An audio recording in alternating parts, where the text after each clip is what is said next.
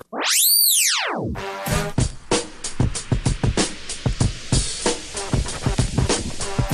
time for the shop report with Barbershop Jay.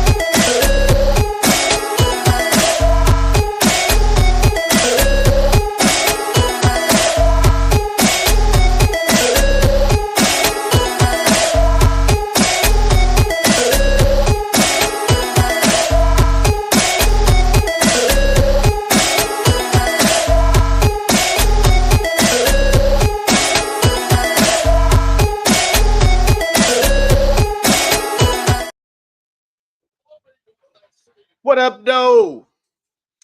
Welcome What to is going on? special presentation of none other than the Turnbuckle. I, of course, am your host, none other than Creative Control Jay. And I got my mans with me on my right, your left, or maybe I'm going cross-eyed, but nevertheless, his name is D Gully from the CO Lumbus. Yes, sir. Yes, sir. Hold on. Let me maximize my screen Yes, so sir. you can see everything that I'm seeing. Man, what is going on? So we watching right now. We right there in SummerSlam land. Main event, Turnbuckle Powerbomb. Oh, Turnbuckle Powerbomb. Oh, skipped it. Ooh. Skipped it. Oh, switches it up. Flips it into a powerbomb. Oh, Oh, here it goes. Oh, gives him a curb stomp. Is this it? No, and it is not. I will tell you what. I don't know about the overall card, but I can tell you this for sure. This main event is delivering. You know, if you talk about like a team, right? You look at the team. Maybe you didn't get the best production. You know, some guys didn't show up the way you wanted them to. Then you've got superstars. You've got anchors. You got your mega players that are delivering. And I'll tell you what, this one right here is doing a lot. This is a heck of a main event. I don't know, fans, if you out there live watching it, let us know your thoughts there, man. Send us a chat or so. You see, I got my belt with me. You know what I mean? It's WWE. Right. You guys been missing us from the Turnbuckle. We haven't done some Turnbuckle stuff in a while, even though I think we did do some WWE content, and it hijacked one of our Shop Report broadcasts. Yeah, I see that. Oh, they're good. Okay, cool. Bet. So definitely appreciate everybody checking in. Of course, we're live on Twitch, TikTok, Twitter, Meta, YouTube. So by all means, we are of the people, not above the people. So drop a comment below. Let us know what you're thinking.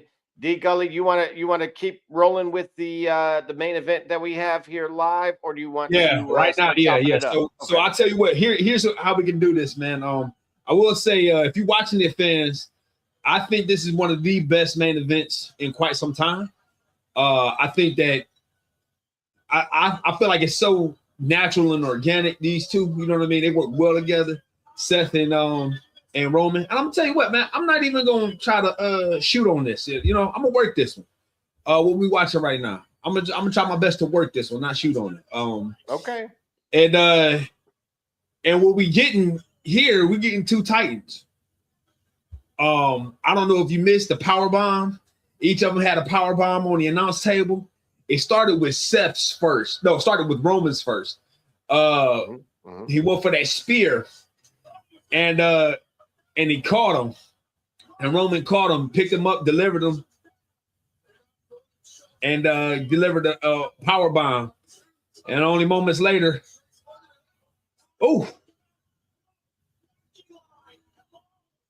Uh-oh. The ref is down. The ref is down. No, here we go. Dirty deeds. Nope.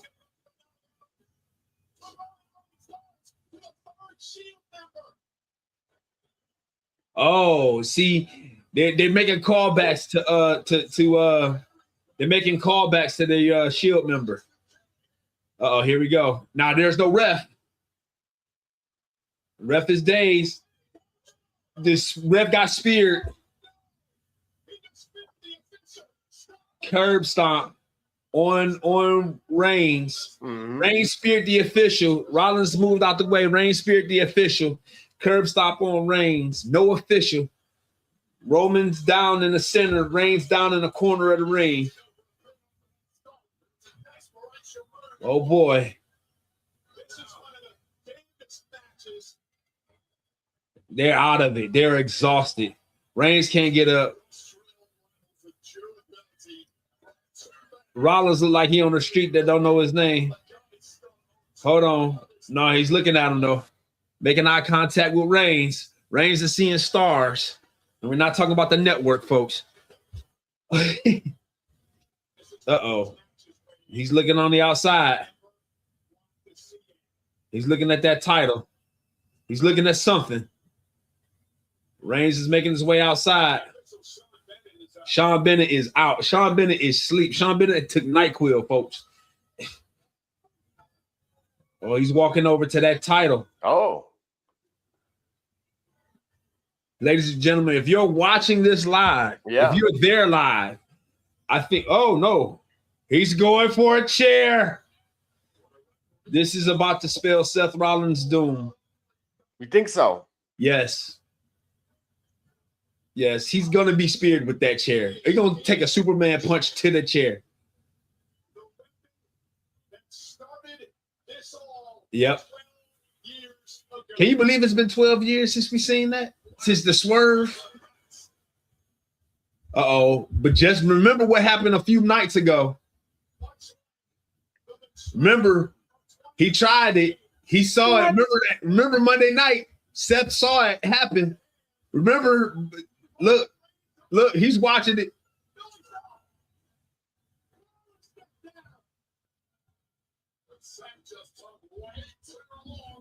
What? He didn't want to do it to him again. Whoa. What? There you go. Yeah. No. Yep. This is going to happen. Roman's going to win. Think so? Well, Roman's going to get DQ'd. The ref will see the chair. Which is it? He sees it. He looking at the string. I think he's going to let it happen. I think he's going to let it happen. let it happen. Yeah, he wants to let it happen. He wants him to do it.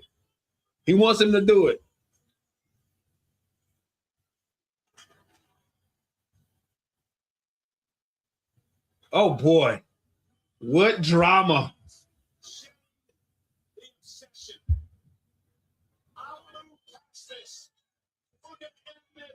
I'm not sure what to make of this.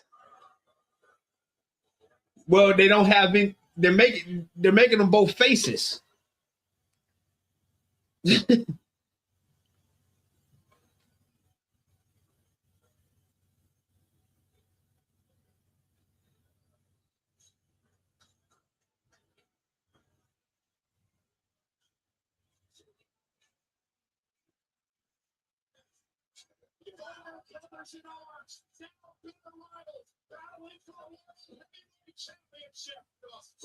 Exhausted. Uh-oh. Yeah. Whenever you get into these depths, this is where Roman Reigns always comes out on top. And I feel like this is what's going to happen here. Roman Reigns is going to come out on top. This is what happened to CM Punk at Mania. And it's going to happen here. Roman Reigns just has that. He just has more in the tank all the time. He always got that one NOS tank. Look, they're going to wear him out. Is that second wind of his comparable with the Undertaker? Got comments.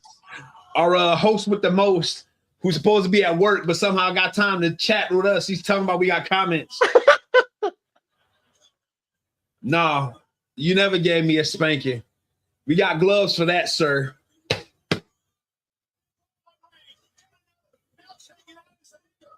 I'm going to pin this to the comment to the top here. Yeah. Oh. Oh. With the right in the ring, no ref. Oh, super kick. Superman punch. He didn't fall. Seth stayed up. Oh, here's that spear. Oh, pedigree. He caught him with the pedigree. He caught him with the pedigree. Reigns is down in the middle of the ring. Seth's in the corner. He knows it's coming. He knows it's coming. He's not going to make it. Roman ducked.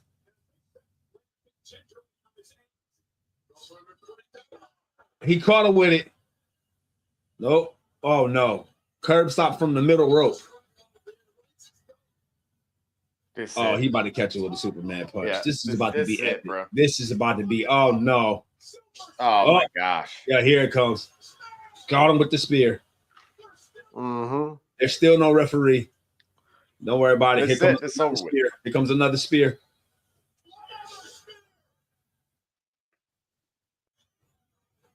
Here comes another spear. Where's the ref? Where is the ref? Wow. What if we hear from the... Where's the ref? Oh, yeah, he got to do it. You know what you got to do. I'm not upset at that. And yeah, like your name, Creative Control J. I like your caption, no selling, huh?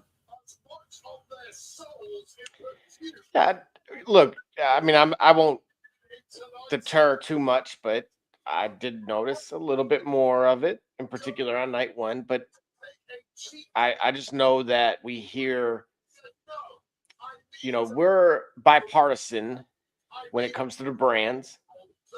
And, you know, for those that aren't in the IWC, right, they tend to point to one company that tends to do that a little bit more than the other. But I just want to make a mention that it's happening in both.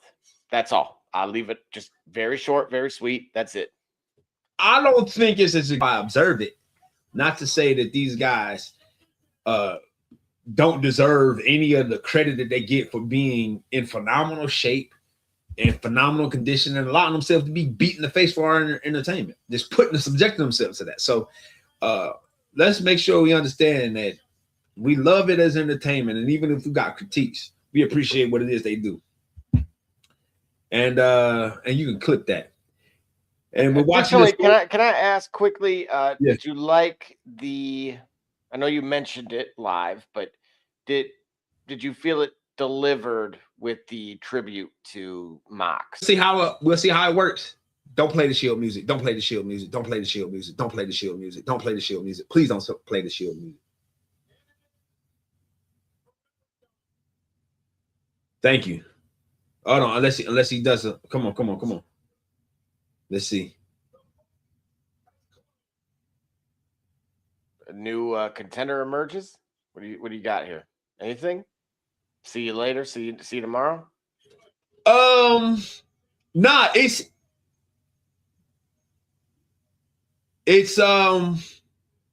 was necessary. So that way we can from this point forward, we can it was long overdue actually. From this point forward, Seth Rollins and Roman Reigns have distinct career arcs, right? And you don't have to associate them with their time to each other, and because that's always been hovering. No, I don't care how many OTCs or I don't care how many tribe, you know what I'm saying? How much there's a tribal chief. Mm-hmm. Mm-hmm. It was in whatever faction Paul Heyman put together with Seth Rollins. None of it was going to calm the title and find himself in the main event picture again. sometime very soon. So I like it. I feel like it was a great ending to WrestleMania, to SummerSlam. I feel like it was a great ending to SummerSlam, and in the overall card, from everything that I've seen, everything that you've seen, it did a lot to end SummerSlam on a high note. I can somewhat get behind that. Absolutely. It definitely, I think, rallied for me. I have some mixed feelings on the promotion overall, but I'll save that here for as we come across each.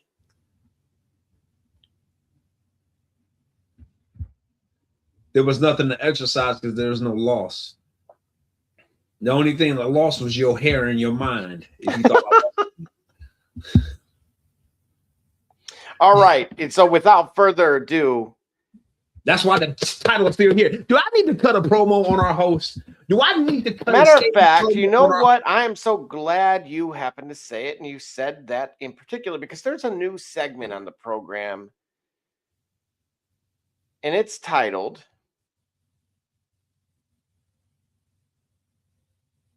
Cut That. All right, cut that. Go ahead and cut that promo on our host right now, D Gully. Spot shot on me. See, this is going to be totally off the cuff. Let me explain something to you. For years, going all the way back to 2004, this thing called the Shop Report has been an incredible journey started by you, Barbershop, spearheaded by you, Barbershop, with your passion and your vigor and your oceans of knowledge of all things sports and the connection and the relativism between sport and life and all the analogous natures of the things that we see on the court or on the field in everyday life. You took me along like little brother, and I rode with you through the dark days, through the podcasts, through the video podcasts. You go all the way back. You got the film, you got the footage. It's all on YouTube. You can see it. But one day, as little brother, I had to step up. I had to go out in my own right. And I did that.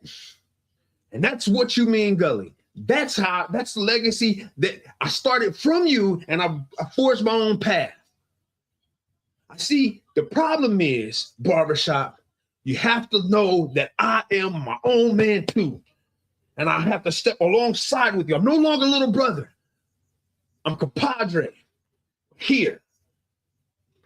And that's what this title means tonight that I have. That's what this show means tonight, that I'm very much here along with you, alongside you.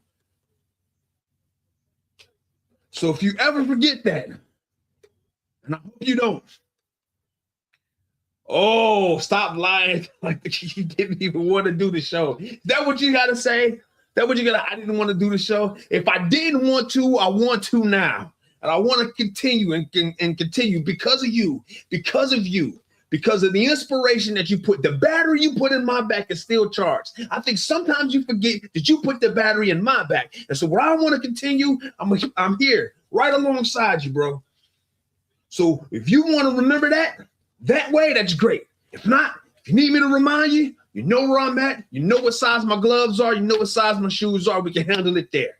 But just know, I'm here with you. That's all I got to say about that. Go to commercial.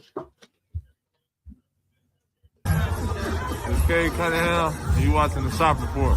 Hey, this is Doug Flynn of the New York Mets. Well, a few other teams, of course, too. And you're watching the Shop Report.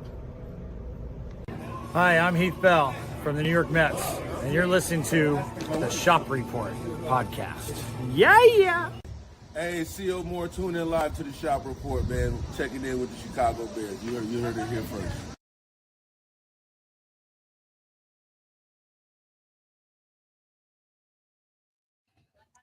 That's right. And we did exactly that. And without further ado, D Gully, moving on to, of course, what has taken place over this past weekend. we had none other than night one in the SummerSlam space, of course. And, well, where do we begin? How about with none other than Let's Liv, start. let's start with Yeah. Liv Morgan and Io Sky for the Women's World Championship. Go ahead. The floor is yours. Excellent way to start SummerSlam. Excellent way to start it. I'm gonna give that match 4 stars. I'm gonna give the match 4 stars. I think the best part about the match was the pacing. I was in it from I was shopping and buying cigars and still had my phone watching SummerSlam, watching the match. They kept me engaged. They kept me active. Maybe because I'm a fan of the sport, but I don't think they did too much. They like overdid it. I think that match was an excellent way to start the whole entire program. I like the spots. Hold on, I gotta remember. Well, hold on. What was the one spot? Man, I tell you what. This is bad because I forgot the spots that they had. But just put it this way: overall, I wasn't upset with Liv retaining the title. I was not upset with that. And I think that was one of the better matches of night one overall, actually. Probably the second best match of the night. Wow. On your 5-star scale, before I give mine, go ahead and or your point scale rather. Pacing, spots, and story. Pacing, spots, and story. Pacing, I give it a 5. Spots, I give it a 4. I can't even do the math. Just know I'm gonna give it 4 out of 5 stars. Okay, I look at this a little bit differently. I thought Io Sky absolutely did a great job of putting Liv over. Okay.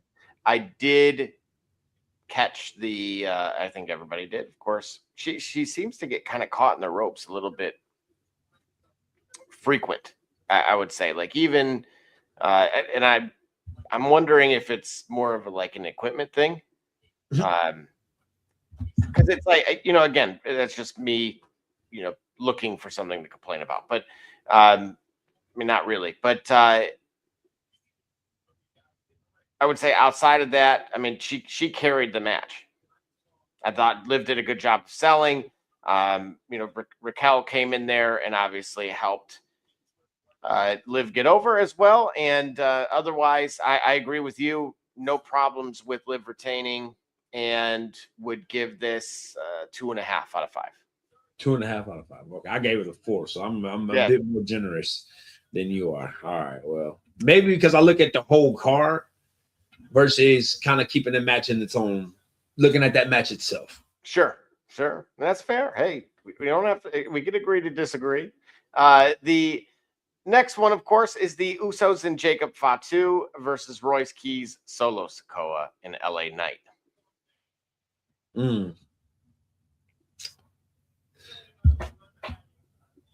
There's a reason why I said Liv and Io was second best match of the night. What did you think of it? Well, I certainly thought it was better than the match that we're talking about in particular, that we led with. I would say a few things. I want to see the work that occurs ultimately between, I believe it's Jacob and Booker T. I have a feeling like that there's some things coming here. Okay. That was going to actually be a Tell Me You Did Not Just Say That segment, and I may still get to it. We'll see if we have time. Okay. But I like Keys, man. And I would say, considering these guys, like having this feud kind of go over an extended period of time these last handful of weeks or so. Yeah. I felt like it went on maybe a tad bit too long. Okay. But outside of that, I felt like outside of that, everything else was good. It had its moments, but it wasn't. It was better than what we led with. And this, I'm fighting where I really am going with all of this. Okay. But I'm very much painting a picture. Go ahead, give me 3.5 out of 5 on this one. I'll take a 3 out of 5. All right. Wow, look at me being the nice guy. Yeah. Right along on night 1, we have Gunther versus Nick, of course. And if you remember, Gunther was in Sami Zayn had lost to Punk and Rhodes on the main event, and as well. And what I found was kind of strange about this, obviously, was like the gap in ring time. Okay. And so, I mean, I get the feud.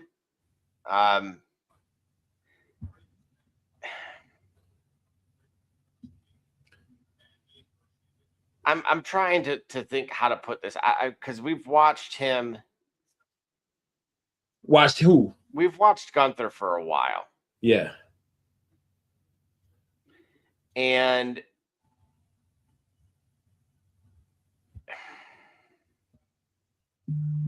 I guess I keep forgetting that this guy is Mickie James's husband. Okay. And I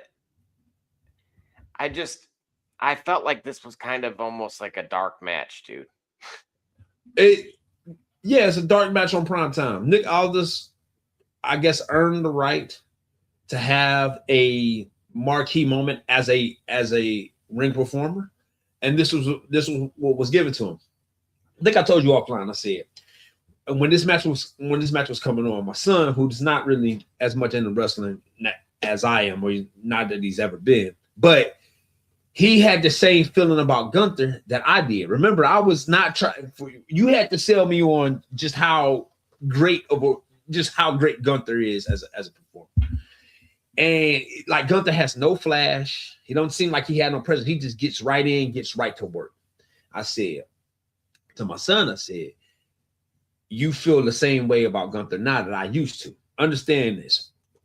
Gunther is notoriously safe. I think maybe Baron Corbin probably might be as safe a worker, if not safe. I don't know. Gunther's notoriously safe.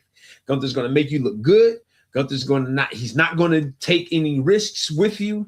He's not going to take any unnecessary risks. And he's going to have a match that makes sense, right? That's what Gunther delivered. Gunther had the responsibility to make sure that Nick Aldis, in his in-ring return, made it out healthy, right? Because that's such a concern, especially not being in the ring for 3 years or what have you.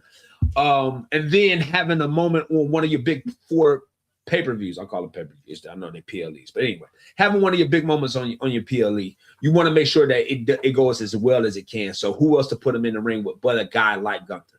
That's why you have that match. The way it played out, it felt like a dark match. But that was what it was supposed to. It was supposed to be that because it's about a guy who hasn't had any he hasn't been an active performer in quite some time, so he has to be safe. So it's not gonna have a lot of risk, and I mean, and we're talking about guys that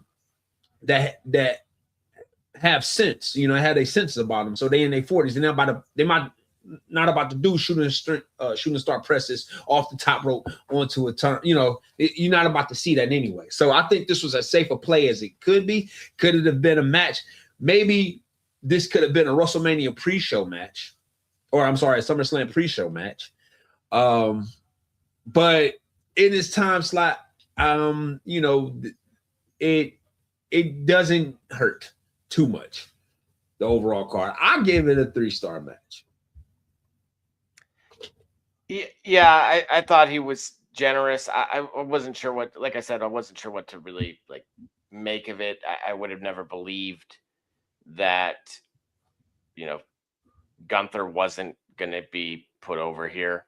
Right. I mean, I get it from a show and a storytelling vantage point, but I think this is where storytelling goes wrong a little bit. Like this doesn't, unless there was like something contractually that said Gunther has to be in X amount of PLEs. I just don't understand why it was necessary to do this here. Got you. You know what you get what I mean? Like, yeah. It. What I would like for Gunther to do, I would like for him to have a longer ring entrance. Make me hate him like I used to. Like he comes in, I get he's no nonsense. But see, for example, Stone Cold Steve Austin was no nonsense. Black tights, music hits, and he's just he walks to the ring. He has, you know what I'm saying? He has the rattlesnake eyes, walks the ring, means business. Gunther doesn't do that. Gunther don't give me that. Like Gunther, he's too imposing a figure to kind of like have nothing when he comes to the ring. Like you hear the music and all that, but like take some time, soak it in. You know what I'm saying? Give us a little bit of Raven. Make us like, man, make us look at you and have some angst or something about what's about to happen in the ring. I don't see that. I mean, an entrance can go a long way. An entrance can heck, you know, it's probably stars, if we talk about it, that their entrance is probably half the life of their career or half the story of their career. Think of the Ultimate Warrior, right? His entrance alone is undeniable. Heck, think about Hollywood Hogan, Voodoo Child on the loudspeaker. Like you couldn't resist that the magic of the moment that's about to be had simply from the entrance. Gunther, if Gunther is going to wrestle this way, which I'm learning to understand what it is, then he got to give me something that makes me want to engage more, because he come to the ring and he just walk and he just go to the ring and does his thing and then gets the heck out of there. Like we are in a sports entertainment business or industry, right? We're in sports entertainment. There's lights and bells and whistles. There's something that gets us in there. He don't have that almost deliberately, but he doesn't have it almost deliberately. He doesn't have that type of magic. That's not his appeal in the ring. His in action, his in ring appeal isn't that. So perhaps package it somewhere else. If not on the mic work, and at least give us an entrance that gives us that, you know, like Undertaker wasn't a great talker at all, but his entrance and his exit, for that matter, was the magic right there. And I think Gunther would do well, even at his elite level of skill, to add that to his package. Well, something I do want to point out is, of course, Gunther as a worker, like you said, is top tier. Right. I actually think, as you point, I think you summed it up perfectly, stating there's no better person to put in the ring, like with Nick, somebody who hasn't been in there in a while, right, than him. So much so, and there's so much confidence oozing from this guy, that I wanted to show you this clip, because what came to my mind is an exchange once upon a time that I know you missed, and this is our reaction to this content. We do not own this content. And here we go, Gully. I want to see a struggle, the sweat flying, and somebody, going through a struggle to win. I loved that you got you got on Tyra a little bit, my Olympic gold medalist. Why does she not understand by now that she's a killer? No disrespect, you as her coach, why does she not understand that yet? If I'm gonna be completely honest, I had a moment where I'm like, bro, do you know who you're talking to? D Gully. Is there more? There's not. So this is actually from LFG. Yeah. That would have been season 2. 2? Yeah. Almost positive it's 2. Where, of course, Tyra May Steele, is no longer actually with the company, because she went to a freestyle wrestling event and it was against policy. And so, unfortunately, she went. Obviously, as you saw, that's a very real Kurt Angle gold medal, and they had some high expectations for her. But this now, again, being that it was season 2, season 3, of course, our guy Thunder Justice wins, and of course, he's doing his thing in NXT as we speak. And now, of course, we're into a new season. So what I want to point out, this before he hightails it to AAA, and what do you make of that? Right. So what I'm saying is this is essentially about 12 months ago. Right. He said that an up and coming talent, but he rests on his talent. Whereas there are 3 things that you need, man. As a wrestler, 3 things. And I think you may have heard this from other more involved minds in the business, but there are 3 things. You need a look, you need a work, and you need a mic. When I say a work, that means your ability to work and wrestle in the ring. Right? Those are the 3 things: a look, a work, and a mic.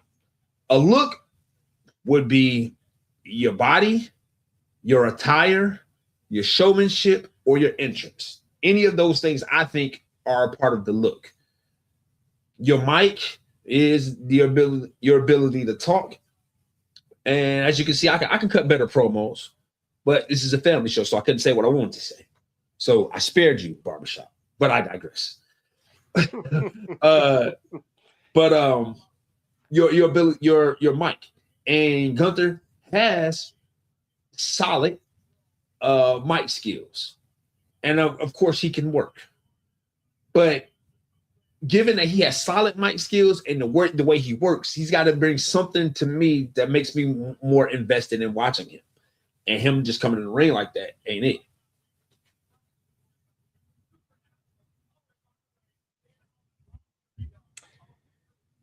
That's fair. Absolutely. But I wanted to just gauge your thoughts. Again, that was just a quick tell me you did not just say that segment. I do have one more for you that I wanted to gauge your thoughts. It's technically kind of a 2-in-1 here.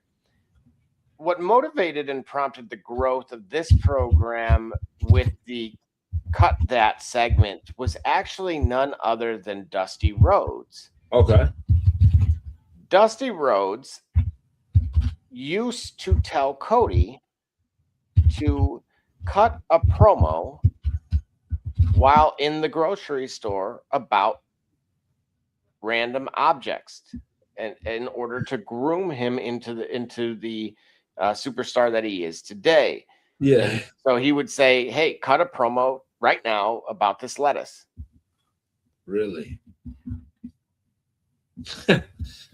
Now, to my response earlier this afternoon when I had heard that, it was, well,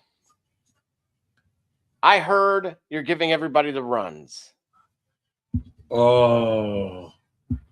That's right. So you cut a promo on lettuce. You cut a promo on that Bolthouse Farms, huh? I mean, not Bolthouse Farms. Cut a promo on that Caesar. Good old Caesar lettuce. Gotcha. That's right. That's right. No Caesar salad here. But we will. I have no problem chopping you up and putting you in. Anyway, wait a minute. Hey, this ain't after dark, bro. That's right. I forgot where I was for a moment. And so, in addition to that, of course, Dusty Rhodes was somewhat of a hooper. Oh, yeah. And so Cody revealed that when today's modern built athlete that appears similar to Dusty and is often compared to Dusty, he actually has a problem with that because of the caliber of athlete, especially, again, I'm paraphrasing his words, for the size of the man that he was actually insanely athletic in that he views it as a slight in many respects, because he does not believe that it's apples to apples with a lot of the individuals that are being compared. What do you say to that? Oh, so you said Dustin is saying, or Cody is saying. Cody. Mm-hmm. My dad is round, but he's far more athletic than y'all say. So everybody that's round, every roundhouse y'all putting up isn't this fit as my dad is. So just because he round, don't put him in the same category. Okay, I get that. And yeah, you defend your dad. You know what I mean? I get that. I will hope that, as I age, that my children will defend my honor in that same way. So no, I get what he's saying. I can understand the logic because it's worth restating when in fact you see somebody like that and you understand how athletic he was. That's just like underestimating, or as almost like underestimating Bam Bam Bigelow's athleticism. Hey, by the way, did you see what they did to Rampage on his live stream? That he is a wild man. No, they called him. You just gotta look it up. But they called Rampage Jackson. What they called him, or what he called himself at one point? No, all right. What they called? Okay, because I don't know if you saw that video too, bro. No, I didn't see that one. All right, he is a wild man, and yeah, it is certainly entertaining. I don't know who's more entertaining on these live streams of late between him and Adrian Broner. Boy, I wonder if those two will ever cross paths again. Right. Yeah. Anyway, I do want to ask. Same with Dusty Rhodes, and keeping with this basketball topic here quickly. There's a basketball video out there of a world champion winning the tournament. Barbershop, you hear that?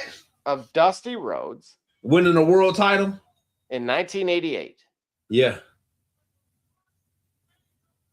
And there you'll see, guys like Lex Luger, Sting. Matter of fact, wait a minute here.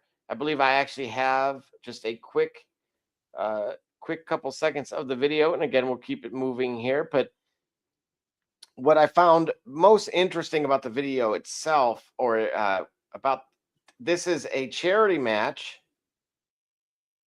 And there you go. You got this, our reaction, of course, Dusty for long range here. And this 1988, folks. Yeah. Okay. There's Lex. Oh, look, getting bucked. He got that. Look, Zach Edey can grab that ball down. Yeah. Wait a minute. NWA versus Pal. Police. Barry Windham. Dusty. Ooh, with the lay-in. He's streaking up the court. Wait a minute. Dusty from 3. Oh, no. So apparently, Gully, Dusty, this is against the Charlotte Police Department. Yeah. And he actually told these guys that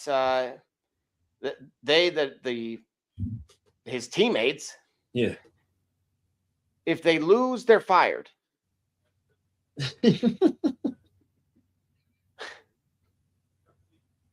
Right. If they lose.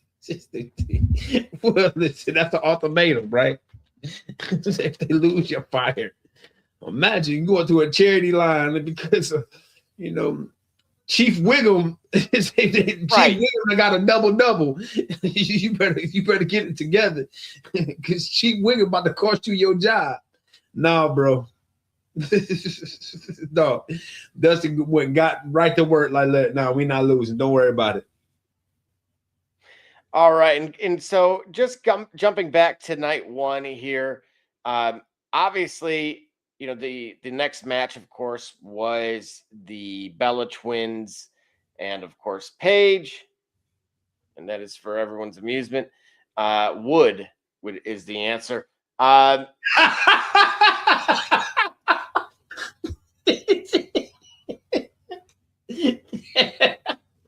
What?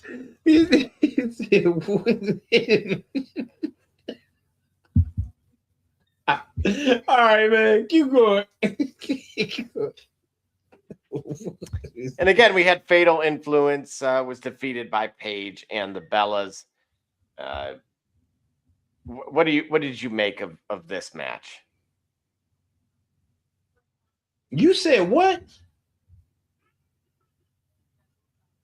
You said Fatal Influence was defeated by Paige and the Bellas. Are you sure about that? No, I said they yeah.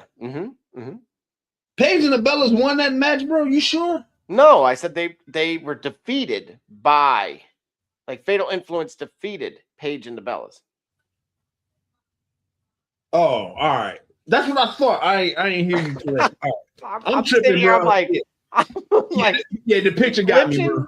Yeah, I'm glitching. Yeah, I got you. Because for a while, yeah, so they turned on her. Well, they're back. Shout out the tribute to Tribute. Yeah. Remember the yes kicks in the match. Okay, all right. Yeah, that's where I was going. Come on, bro. Come on, stay with me now. Stay with me. We're right here. Don't get lost in the sauce. I can tell you. Ooh, boy, you drifting. Let's hurry and get this off the screen. Yeah, but yeah, they did great. Right. They did all right. This matchup, was it was all right. It was a 2.5. It was a 2.5. I didn't see. Yeah, it wasn't. The pacing was all right. It wasn't enough that I could see. And again, maybe I'm different. Say what y'all will about it, but all right, the attire don't move me when I'm looking at women's wrestling. It don't really do much for me. I mean, you got to be exceptionally well shaped for me to be like, oh wow, you know what I'm saying? Like, for example, one of my all-time favorite wrestlers is Bull Nakano, right? What was her ring attire? Was it really I don't remember. So when I'm looking at women's wrestling, that gets me. Like, you don't have to move like a man, like in that way. You don't have to be a brute, but like, show me athleticism more than just, okay, cool. I'm shapely and I got assets that I can move around and I can throw a kick. Like, I don't see that. And so when I looked at that match, I think everybody capable of better, but I just didn't see it. So it was a 2.5 for me. Can I ask you this? The Bellas obviously turn heel. Yeah. Long overdue. Yes. Okay. Yeah, long overdue. I think during their original run, that it would have been helpful for them to have a sustained dominant heel. Because I mean, when you think about twins, right? If you think about twins in general, we never really think about twins. Let's think about in all of the creative spaces we are. I mean, you had the Wonder Twins. All right, cool. But like, whenever you see twins in other forms of like entertainment or media, they usually are a bit to deal with, right? They're mischievous or kind of like, dare I say, evil, but they're antagonists at least. And because they're twins, that natural energy and synergy that they can provide makes them great and compelling antagonists. So the Bellas should have been doing that. Or you could have a good twin, bad twin sort of thing. I mean, we look at Jimmy and Jey Uso. You know what I'm saying? Has heels, it could work more. It could work much more. I think at heels, there's a lot of energy to tap into. Has a heel when you're a twin. That's fair. I can agree with that. I look forward. I want to see what they do with it, but where we go from here, essentially. But I agree with you in essence with just these are general sentiments kind of on the match and them turning heel overall. So in my case, I will give this about a 3.5. I didn't see the heel turn coming. I guess maybe some, I've been pretty much on top of those when pun intended. And you say that for a women match. All right, bro. when it came, historically with Xavier and Kofi, Yeah. yeah. That was still one of the more shocking heel turns ever. Xavier going, that was one of the more shocking. We didn't see that video coming, that's for No. sure. And so, moving right along, of course, as the night continued here. Oh, yep. I think we got it here. We got 2 more matches. That's right. And so, of course, we had Cody and CM Punk, and of course, we know that the outcome was none other than Punk defeating Cody. I did question Chicago's own Pepsi Phil with the Minnesota North Stars. As a 90s kid, I appreciated it, but as a person who's spent many years in Chicago, I did question him showing any kind of love to the rival. That's right. Instead of having situational awareness, which Philip Jack Brooks historically has in any venue, in any arena. That's right. So it's not as if it was the Dallas Stars. I mean, you remember it's a 90s kid, right? You think Mighty Ducks, which you know what? Can I go left here for just a second? Sure. The Mighty Ducks. Yep. I rewatched it recently. Obviously, I got the new one. I got the new one. You shouldn't have did it. No, but you know what? Right? I started over. Rewatch 90 films with a 2026 lens. This is not going to end bad. It's not going to end good at all. So here I am. Right. For those that don't know, I've restarted the journey in parenthood, and so I wanted to, of course, introduce this cult classic while I could, have a lot more autonomy and influence. Like, you have to sit here and watch. And so upon doing so, Gully, there was a lot that I missed, dude. I mean, I've watched this countless times. I will quote Jan's Haas and Pfeffer and Eggs, and I had to Google what the bleep that even is. And of course I still recall them. I'm like, man, they're going to miss the playoffs. I remember that. And it's like, oh, the team, conveniently, I feel like he had some explaining to do on how that team all conveniently got the measles. And then additionally, I thought that was rather convenient. But what really stuck out, dude, is Gordon Bombay's entire character. As someone that scored 50 goals at I think I was 7 years old, and kind of showed this phenom type of elements in my youth. Mm-hmm. Watching that and seeing this kid who was dominating, he scored an absurd amount of goals. Yeah. He had 198 goals, Gully. Do you realize that's in 14 games? He had 198 goals. I told you, bro. I told you, man. Let me get this wrestling thing off here for a second. I do math. I'm one of those people, like, you go to the gas pump and it's like, okay, it's $4 or $3.86, and then you do times 17 or 24, depending on the size of your tank, and then you get you the closest number, right? And they're like, right. And sometimes a lot of people can't do the math that quickly and are like, oh, okay.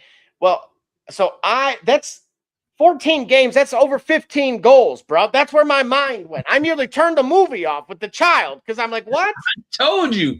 Hang on a second. Hang on. It gets worse. This dude. So wait a minute. You're telling me he was averaging 15 goals a game, and his crook of a coach, that coach, yeah, bro, I would have choked him out as an adult. We would have never crossed paths. I would have had a restraining order. bro, he would have had a listen. restraining order on me because I'm going to tell you right now, I was you're telling me now, bro, I was averaging 15 goals a game. 15 goals a game, and I brick a penalty shot. We didn't lose. But then we went to overtime. This dude over here, like, get out.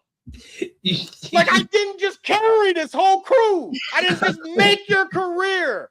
I told you, this is why you cannot watch the films of our past you cannot you cannot watch the films of our past with the 21st century lens, bro. You should not be watching the Mighty Ducks in 2026. Knowing what you know in 2020. You can't do it, bro. This is what I'm saying. Listen, because I'll put it this way. You ever look at the punch stats for Drago versus Balboa round 1? No, and now, No, now you're don't gonna ruin it for me. Don't look at the punch stats for Drago versus. Matter of fact, don't look at the punch stat. Don't look at CompuBox for Drago versus for Balboa versus Creed. You're not gonna like what you see for Balboa versus Creed. No, you ain't gonna like it. It was the punch stats again. I'm just saying, if you look, you're looking at numbers, right? I'm just saying, bro, you can't look. Listen, do not look at any films from the 90s in 2026. You cannot look at them. You cannot look at them in the same way. Don't do it. Don't try to look at them like, oh, this is a movie. It's a good movie. Because I'm gonna tell you something. Gremlins in 2026. You watching Gremlins? No, but I just saw the stats, and I just remember I said I'm the math guy, right? I did the numbers.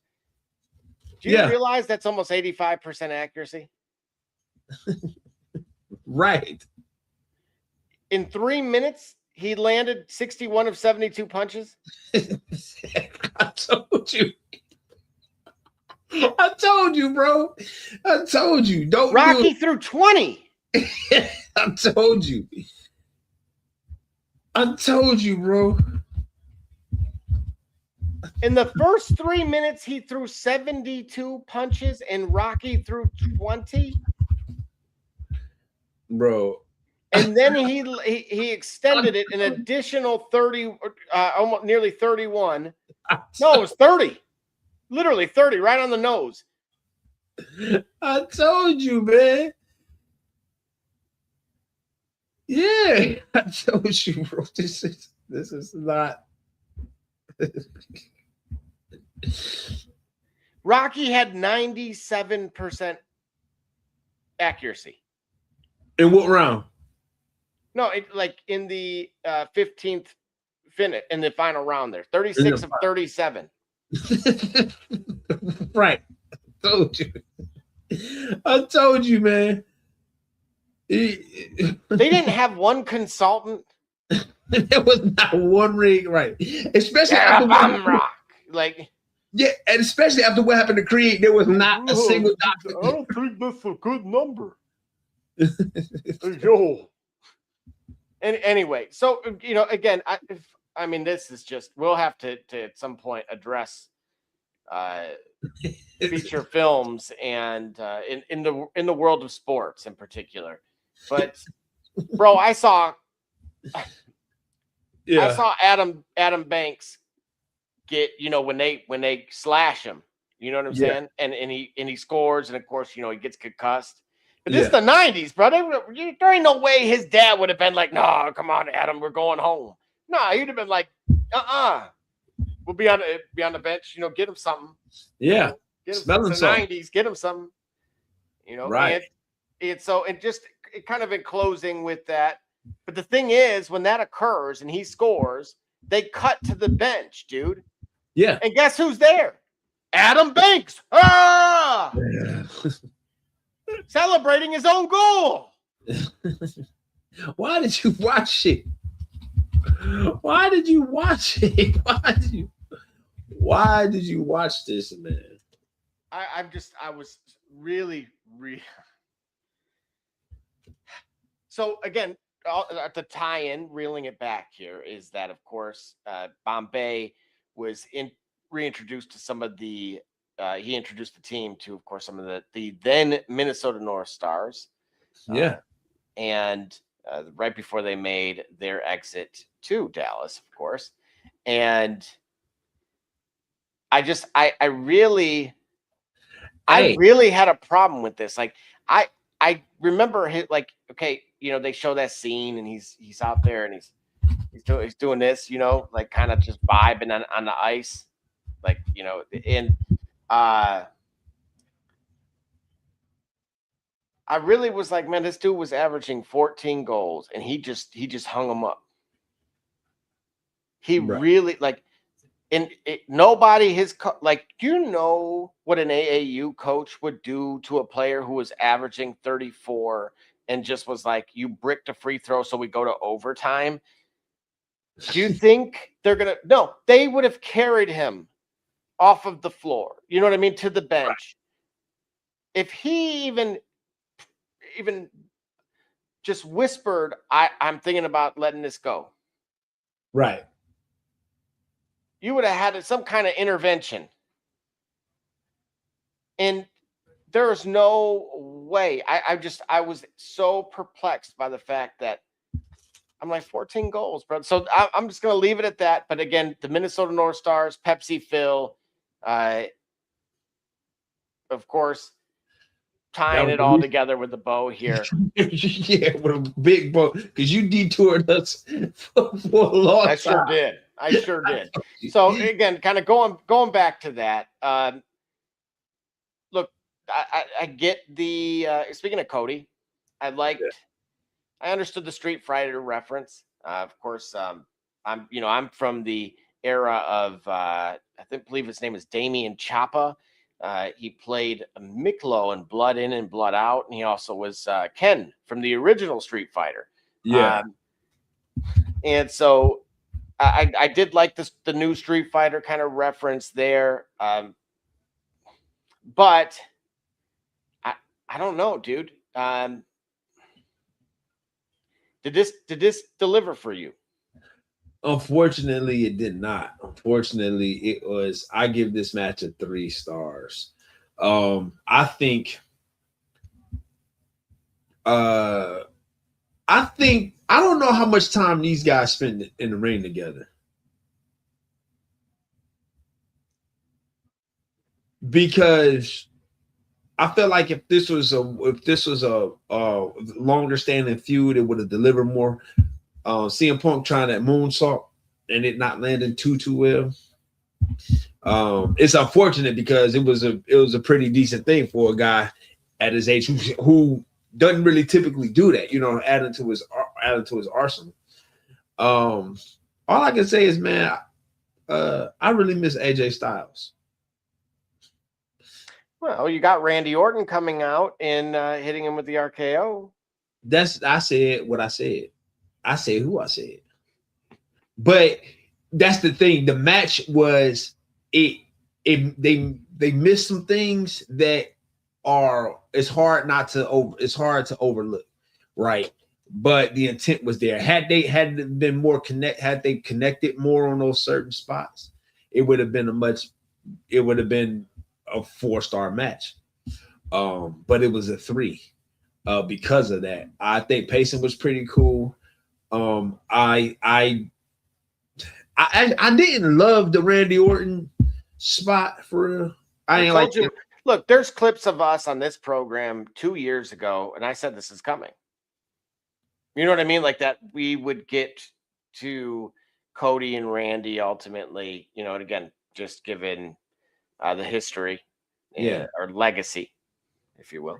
Yeah, but what I'm looking for though, I thought that if anybody deserves one last ride off into the sunset with a title, it would have been Randall Keith Orton.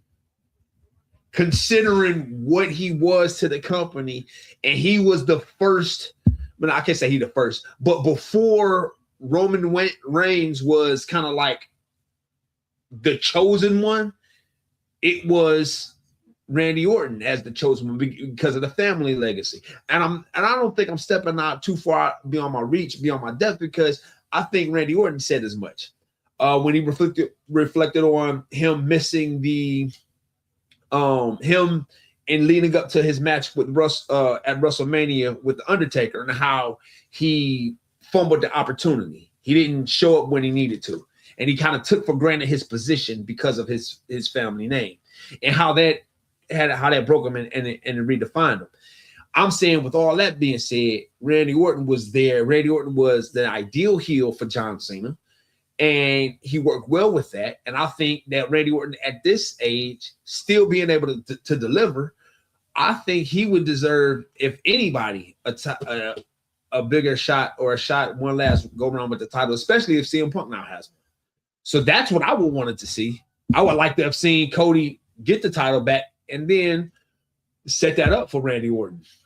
Whereas he survives the interference from Randy Orton and wins the title and immediately sets his price.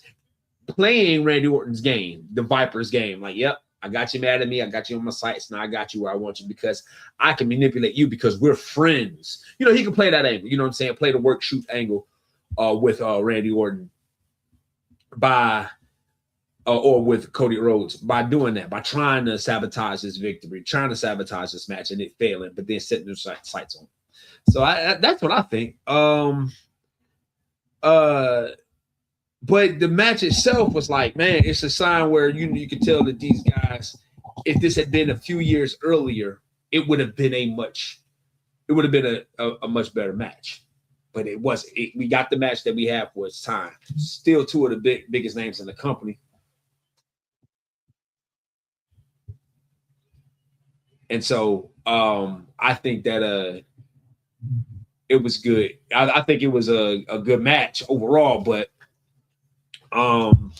like I said, 3 stars. Yeah, that's fair. I will actually meet you right there with, I'll go a little bit higher. I'll go 3.5. I felt it, and coincidentally, to your point about them not working enough together, I definitely liked the head scissor takedown that Punk did. And so before we move along into our final match from night 1, we will take a quick break. Private parties at Legacy Adventure Park. What all do you get? A personal guide to lead you through the day. A private shelter with your gear prepped for gameplay. Shuttles to and from 7 of the best fields in the state. Safe zones to watch the gameplay risk-free. And all the food, drinks, and gear to keep you in the game.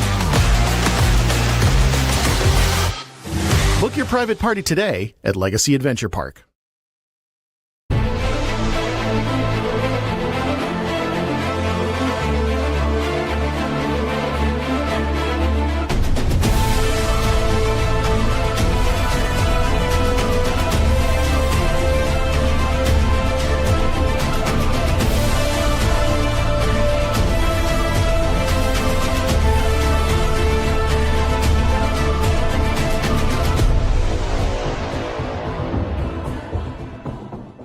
SK Cunningham, and you watching the Shop Report. I'm Harvey Diallo, and you watching the Shop Report. My name's Chris Murray, and you're watching the Shop Report. Oh, you're Jay Knight, you're watching the Shop Report. It's Max McKee, you're dropping in on the Shop Report. Barbershop Jay, Quentin Hines, Super Bowl champion. I'm ready. Let's do it. I'm on. Hi, I'm Mars Edwards from Mercury Stadium, and you're watching the Shock Report. Hey, I'm Billy Butler, and thank you for watching the Shock Report. Hey guys, I'm Les Norman, former Kansas City Royal, and you're watching the Shop Report. Commander Brown, Detroit Rivers Mountain Training, and I'm watching the Shop Report. Hey, this is Doug Flynn of the New York Mets. Well, a few other teams, of course, too. And you're watching the Shop Report. I'm Matt Ramos, and you're watching the Shop Report. How you doing? I'm Rajay Davis, and you're watching the Shop Report. How you doing? This is Nelson Figueroa, former Major League pitcher with a lot of teams. You're about to listen to the Shop Report. Hey, this is Howard Johnson. You're watching the Shop Report. Hi, I'm Heath Bell from the New York Mets, and you're listening to the Shop Report podcast. Yeah!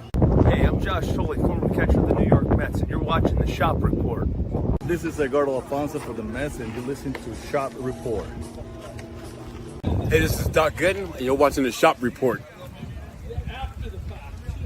Hello, this is Mike Hampton, and you're watching Shop Report. This is Cade Cunningham, and you're watching the Shop Report. Hey, CO Moore, tune in live to the Shop Report, man. Checking in with the Chicago Bears. You heard it here first. Hey, this is Herman Harvey, former NFL offensive lineman with the Cleveland Browns and the Baltimore Ravens. And you're listening to the Shop Report. This is Josh Cribbs, three-time NFL Pro Bowler, all-decade return specialist. You're listening to the Shop Report. Cleo Miller, former Cleveland Browns, and you're listening to the Shop Report. Hi, this is Dick Ambrose. You're listening to the Shop Report, and go Brown. Hey, this is the top dog, Hanford Dixon. Listen to the Shop Report. This is Ernest Biner, and you are listening to the Shop Report. Hey everybody, Jimmy Has from Cleveland Browns, and I can tell you my favorite podcast is the Shop Report.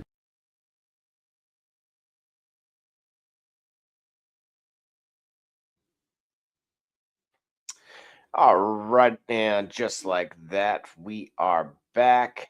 And so Jimmy Haslam's favorite podcast, y'all. That's right.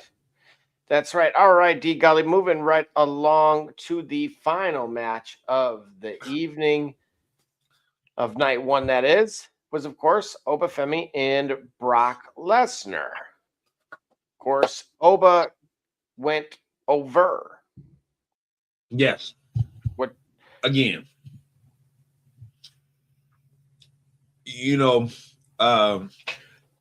Great match. I think a lot of people felt the same way that I did.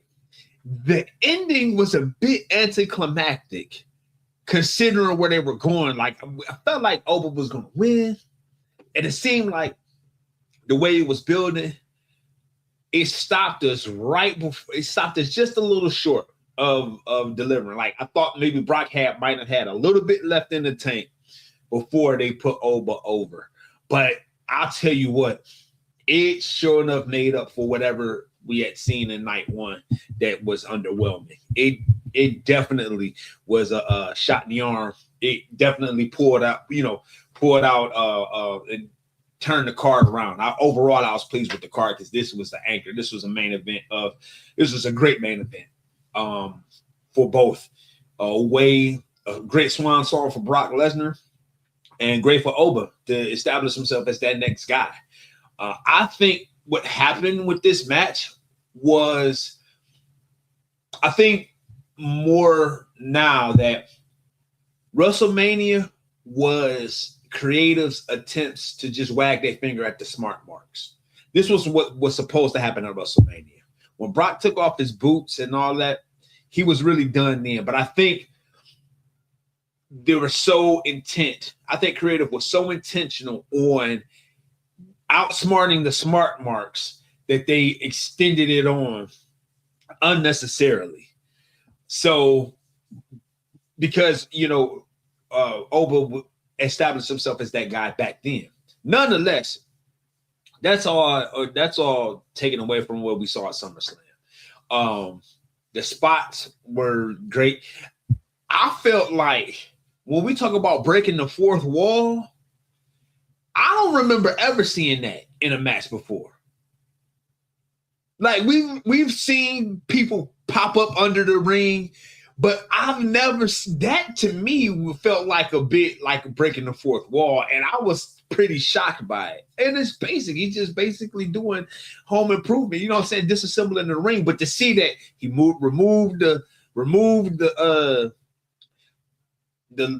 top layer, showed the padding down to the wood paneling, and then delivered the tombstone on top of it with the Undertaker cross pin, that right there.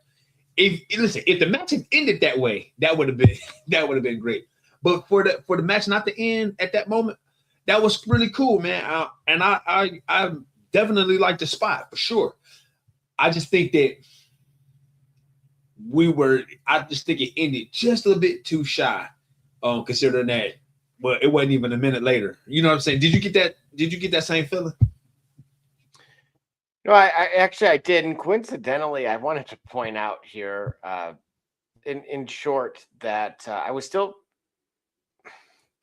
questioning why Oba was not going for the title shot. The only thing I could think of truly is legacy, right? We've kind of seen lately, like guys like Gunther and now Oba kind of go through Brock, and then certain other legends in particular, it kind of leads to that. So if Oba ends up on kind of that trajectory that Gunther was maybe a year or so ago, then fantastic. But otherwise, it didn't. The timing of it all didn't really make sense. But then, speaking of timing, the entrances for these two took longer than the tag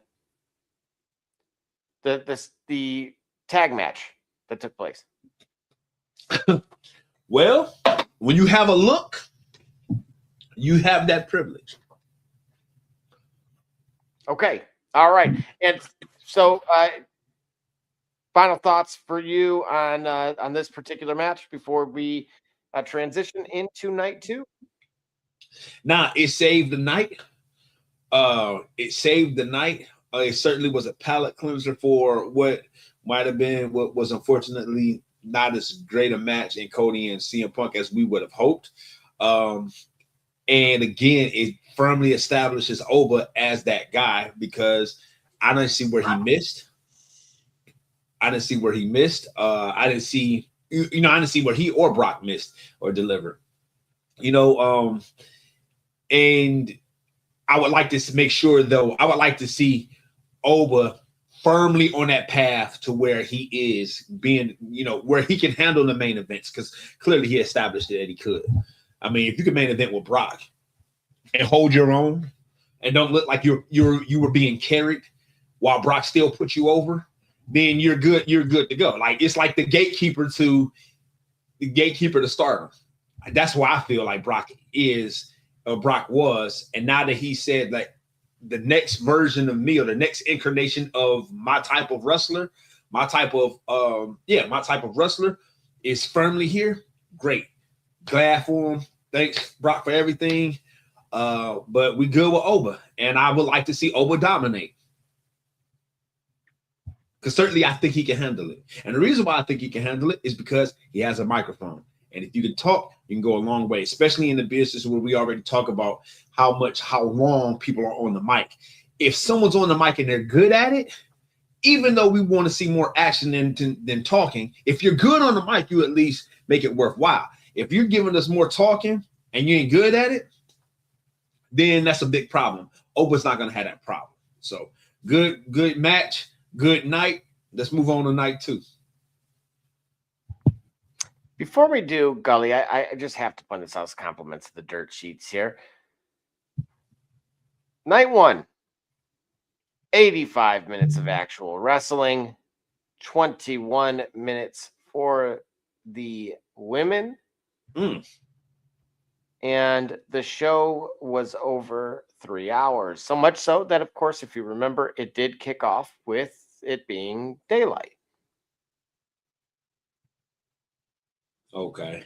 Whoever did this graphic, they seem to have liked everything that they saw. So these are the highlights. The show was over in 3 hours. Good. They started at 6, so you're done by 10. Wait a minute, 85 minutes, 90. So we're talking about close to 90 minutes, 20. So the women got a decent amount of airtime. Basically, this was a well-rounded show. You think so? 180 minutes. And 85 of them are actual wrestling. Of 180, almost half of it was wrestling, is what we're saying. Yes. Almost half of it is wrestling. Let me think about this here. This is an entertainment industry. It's full of promotion. Right? We had to see so much Street Fighter promo and Wheatley's vodka promo and whatever WWE shop promo and whatever. So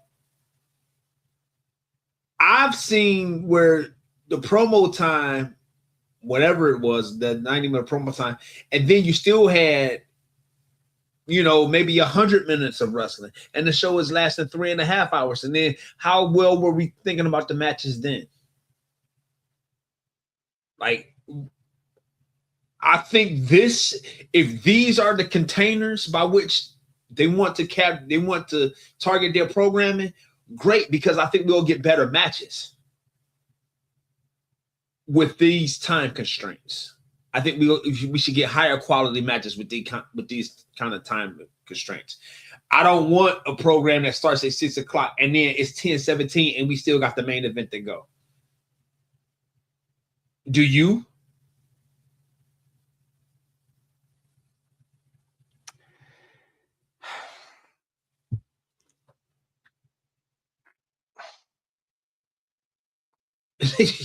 It sound like what is the 85 minutes of wrestling your problem?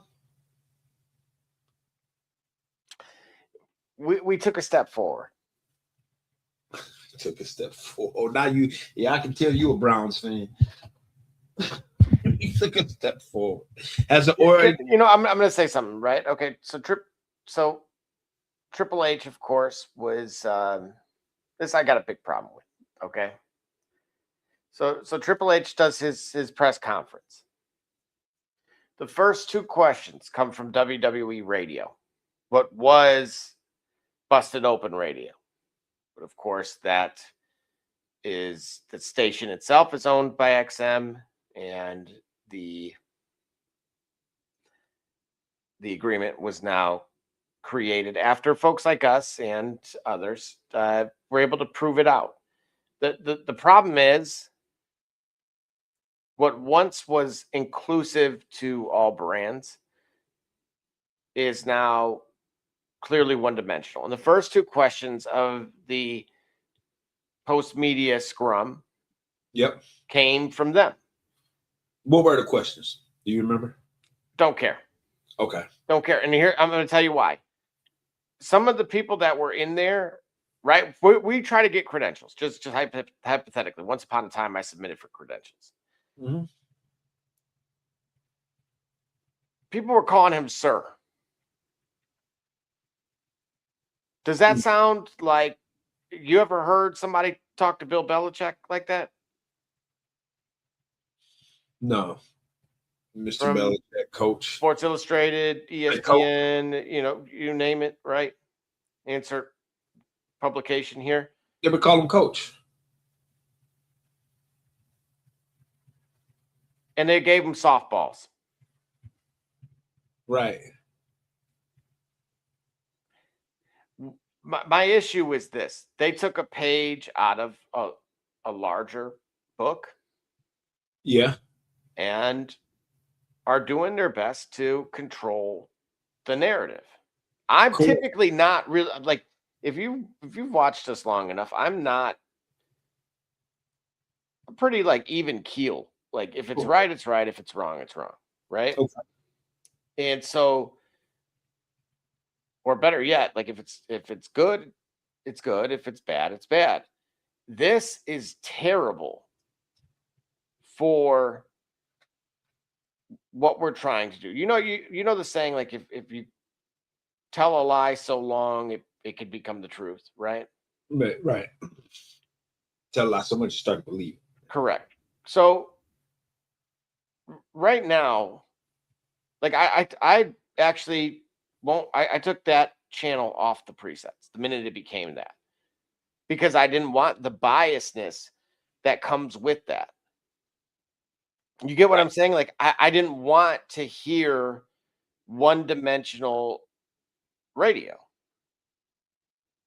Yeah, so it's like do you feel like it's disingenuous? Like they have a radio show, they're not gonna say that. Look, the dude from ESPN, one of the randoms that got let go was the guy who did the coverage for them via ESPN, and he gave one of the PLEs like a C.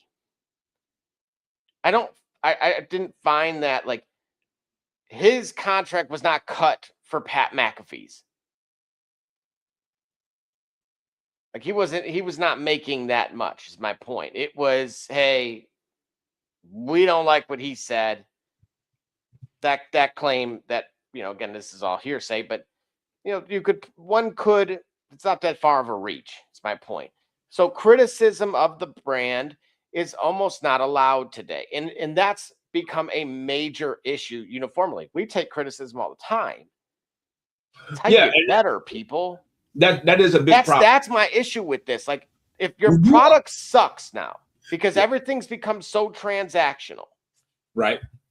And I don't think, like, the truth be told, we don't really want consultant me to give my honest opinion on where I think the better long-term investment would be.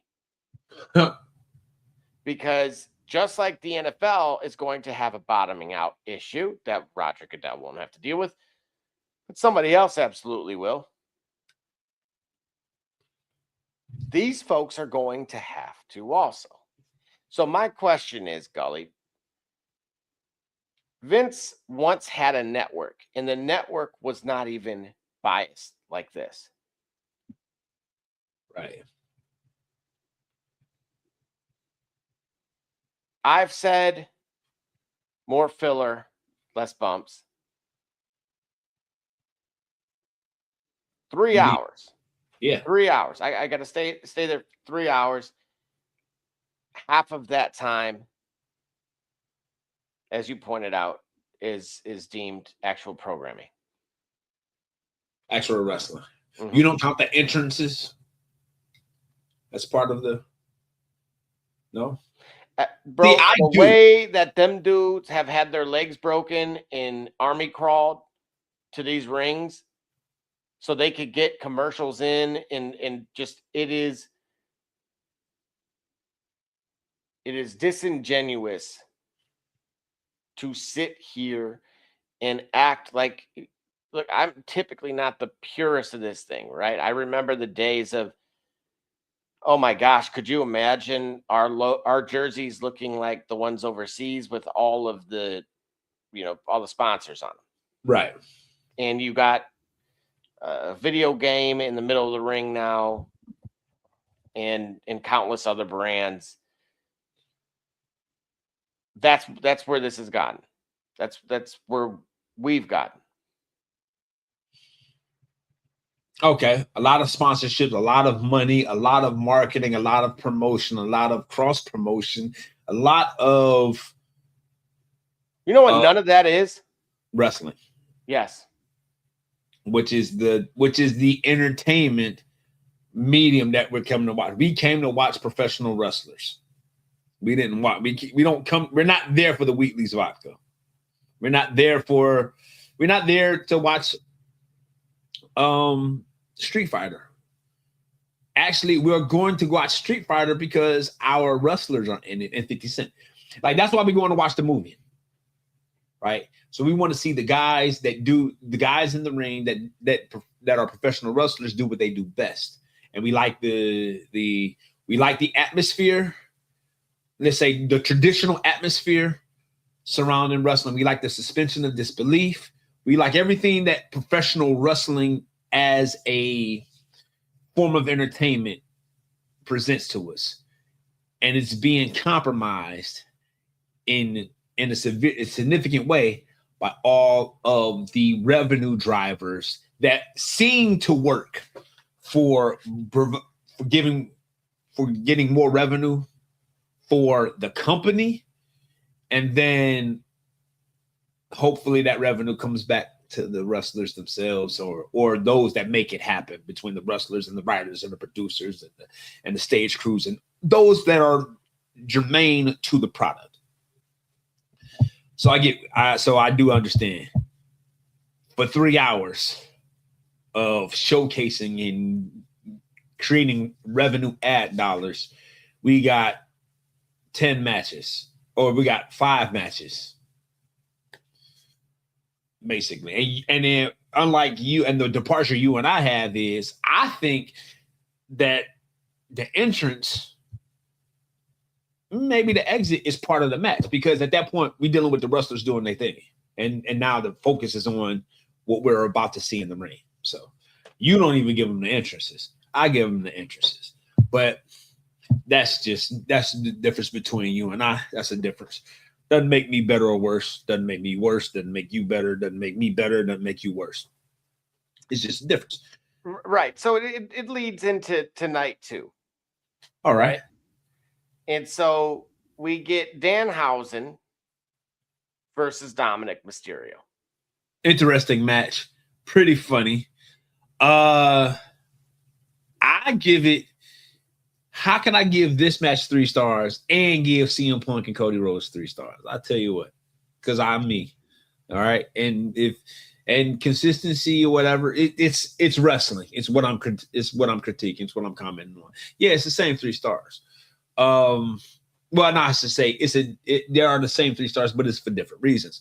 I think the match delivered on it being sort of that break in between. It was something decent to see. I tell you what, the Micro Machine Luchadors, they had some great spots. The suplex, the Hurricane Riders, and the Rondo and the swinging, rotating DDTs. No, they delivered. So I tell you what, I was pretty well entertained from it. And then actually see Danhausen actually wrestle, because as a character he's over, but as a wrestler, because like you said, that's what we come to see. I wanted to see, can he really get down? And the fact that he had to wrestle against Dirty Dom, whom I've said many things about over the past, was pretty interesting to me. That signifies growth from Dirty Dom, as well as being a pretty cool, entertaining match for Danhausen. And I was not upset with it. Were you upset that the young lady who sung the national anthem was, of course, one of the daughters of Triple H and Stephanie? Why would I be upset at that? LeBron James. There's those that view it as nepotism, but it is nepotism. It is, because you know what? You know what pisses me off? I gotta say this. What pisses me off about nepotism is that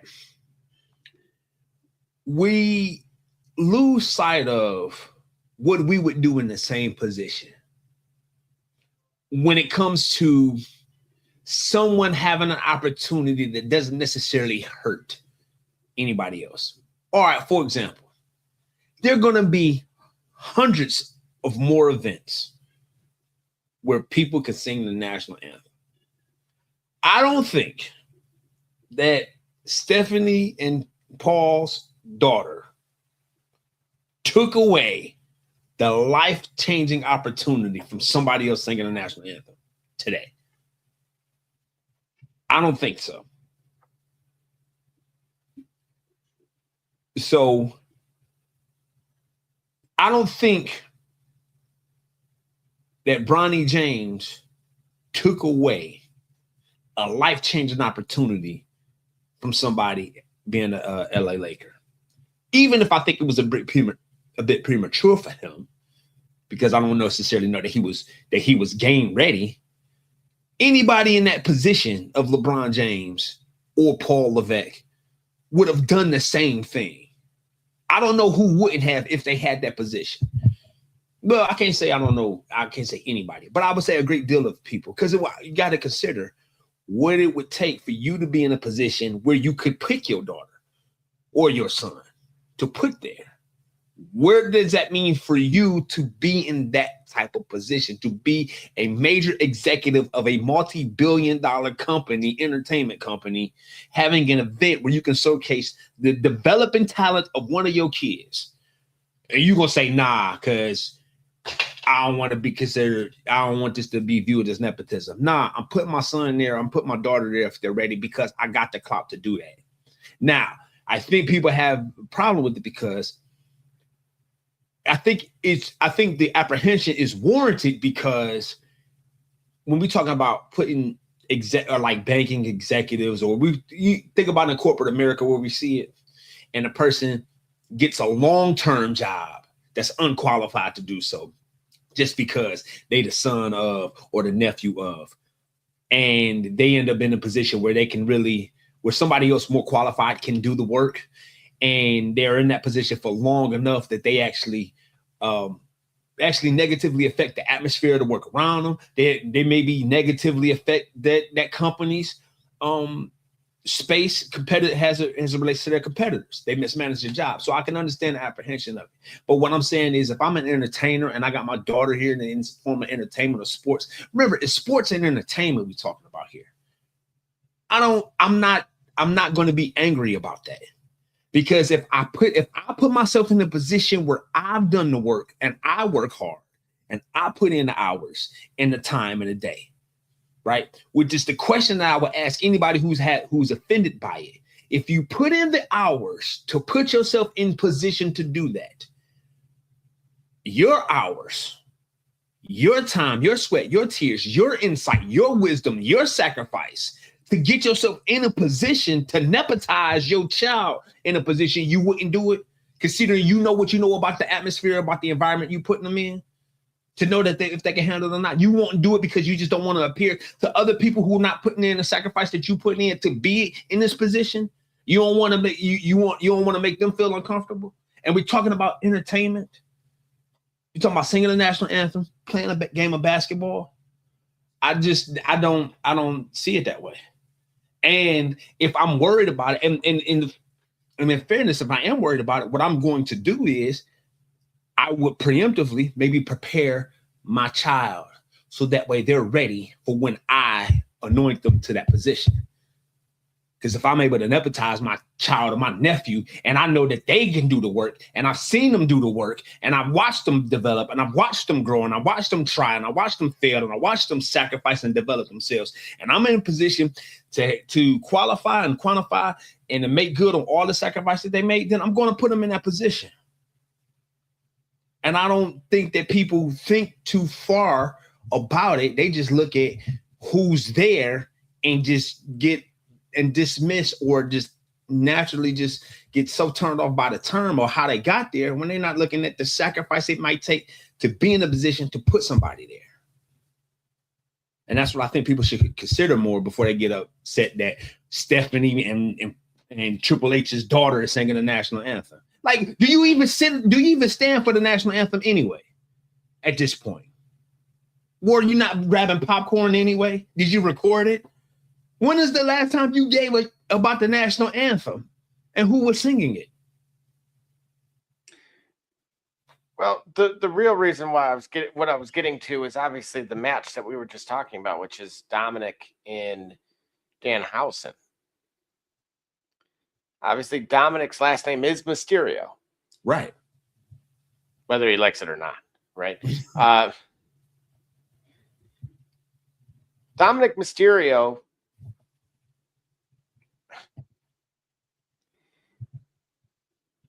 has won a championship. Yep. Dominic Mysterio has defeated John Cena. Yeah. Mm-hmm. Yep. And tell me, Dominic Mysterio needs to go to AEW. I mean, we won't look. I'm sorry. We're not the burial of this. You and I once upon a time on this show, and this is why I said I was saving it. I was saving all this for one at a time. I would start getting to them.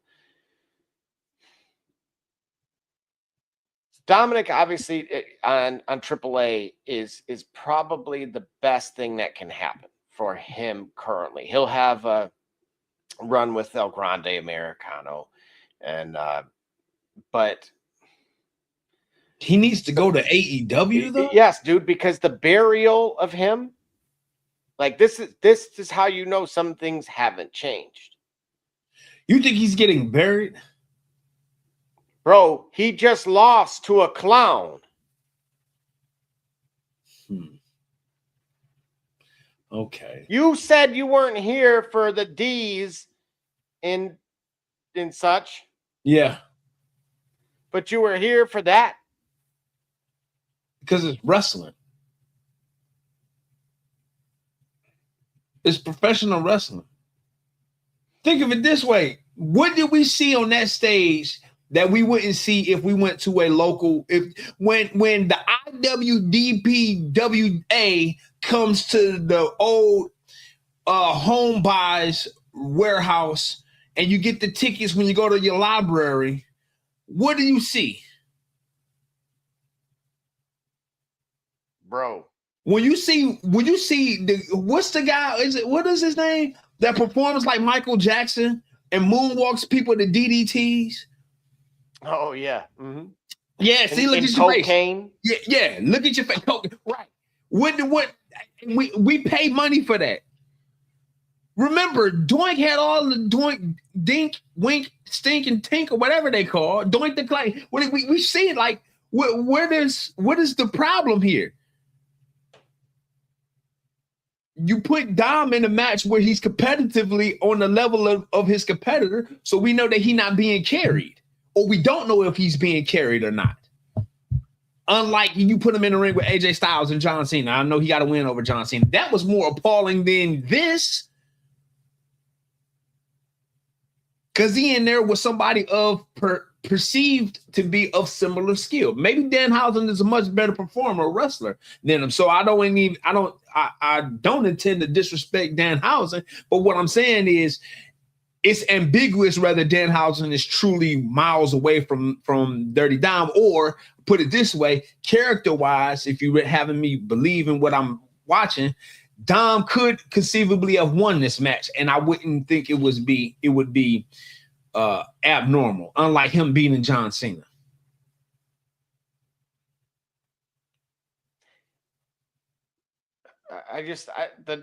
He's burying him. Let's keep it a buck here. Maybe he's being buried because maybe perhaps the thing that I said about Dominic, he missed the Royal Rumble. Yep. Come on, dude. In the create a superstar era. Yeah. He missed the Rumble. He got pinned while being a double champ. Oh, he missed the Elimination Chamber. You think he's skill-wise? He lost the IC title in his first offense. To whom? Irrelevant. No, it's relevant. Irrelevant. Irrelevant. No, I watched Cody and Shinsuke Nakamura. Can you just his biggest opponent. Can you say to whom? For like the first calendar year of Can his you just reign. say to whom? Who did Dirty Dom lose his IC title to? That is irrelevant. Can you just say it? I will not. I will not.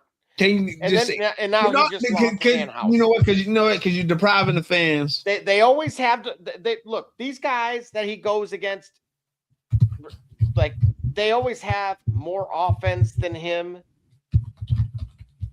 Uh-huh. Remember, I kind of I went out on that limb a handful of years ago and said that this, I could see that what potential he had. And now he's very much being a team player, but it is just he lost to Penta. You didn't want to say. You didn't want to say he lost the match to a for obvious reasons, right? He's been in the news lately. Huh? He's been in the news lately. Who, Penta? Yeah. Well, let's go to night 2. Let's talk about that. That was night 2.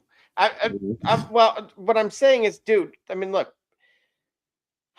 I get it. Look, Triple H, when talent questions him about wanting a push, he actually asks, are you more over? And it inserts 4 or 5 names.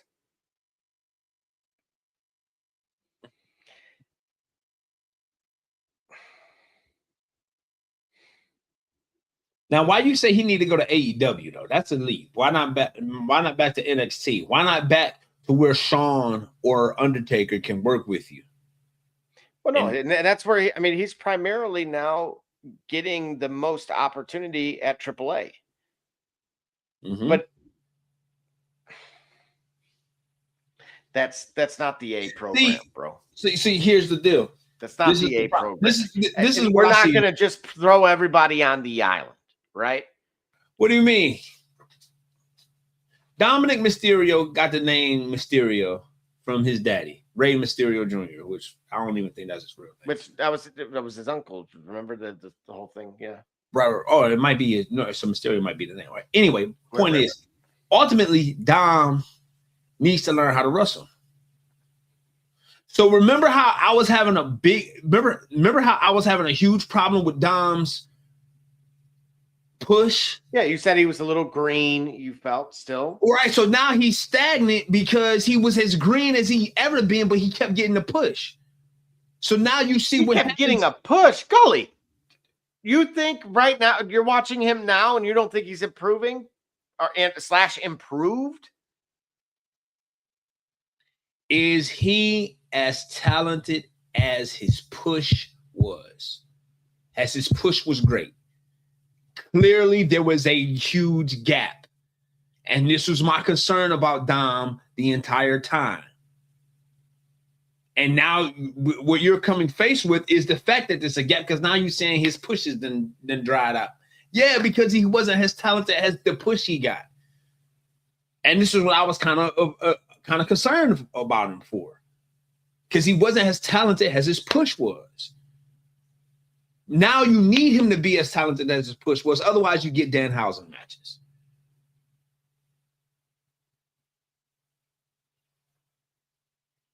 You're right.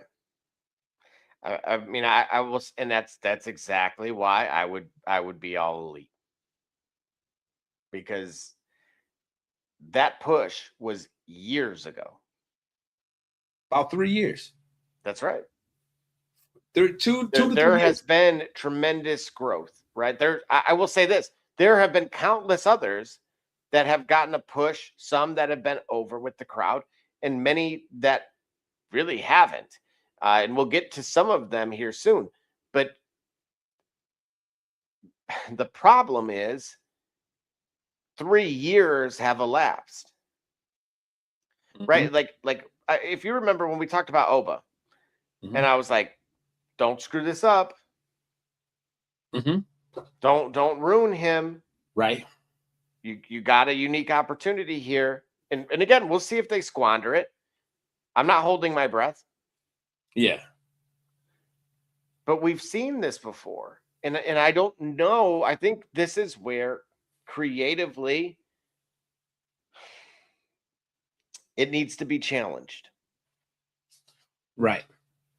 And I think there is some I think back, and we'll get to this later, ultimately later in the show. And all I'm going to say is I think back to yesteryear, back in my day. Back in your day. All right. You see, we had a cruiserweight division. Yeah. That's right. You did. And for whatever reason, all the Juventudes and La Parcas and individuals of the Eddie Guerreros and Chavos and Chris Jericho, Finding Nemos, all of them found a home. Right. None of them were buried sent to the other program. Right. Right. And I will simply leave it at that. And I think the 15 minutes. Well, wait. Hold on. Whoa. Back in the day, we had a cruiserweight division, right? That's right. We sure did. And we saw the guys in the cruiserweight division. They were at a point, talent-wise, the cruiserweights actually carried the action for that program. That's right. They really did. They probably set the tone for that program. So an abundance of cruiserweight type, luchador type talent is in AAA. That's where Dom is spending time, right? So isn't that aren't we both saying the same thing?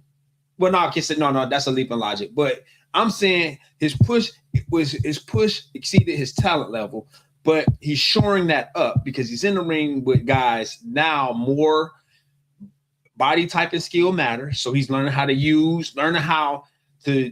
move in the frame that he's in, right? He can be a taller luchador for sure. He can certainly develop and become. I mean, look at Grande North Americano. Look at Chad Gable. He can certainly do all of that, and he's in the area. He's in the realm where he's got an abundance of talent that can help him. So he's going to become more skilled. And if that's the case, then his comfortability with the mic and with a look will be there. He will become the guy he was pushed to be way too early. That's what I think. That's what I think of Dom. Dom's push was a bit premature. The thing is, though, if you ask Eric Bischoff, yep, right?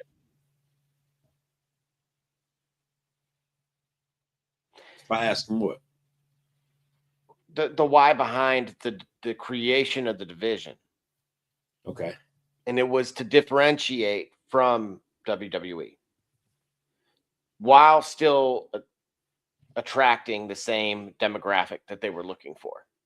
Yeah, certainly.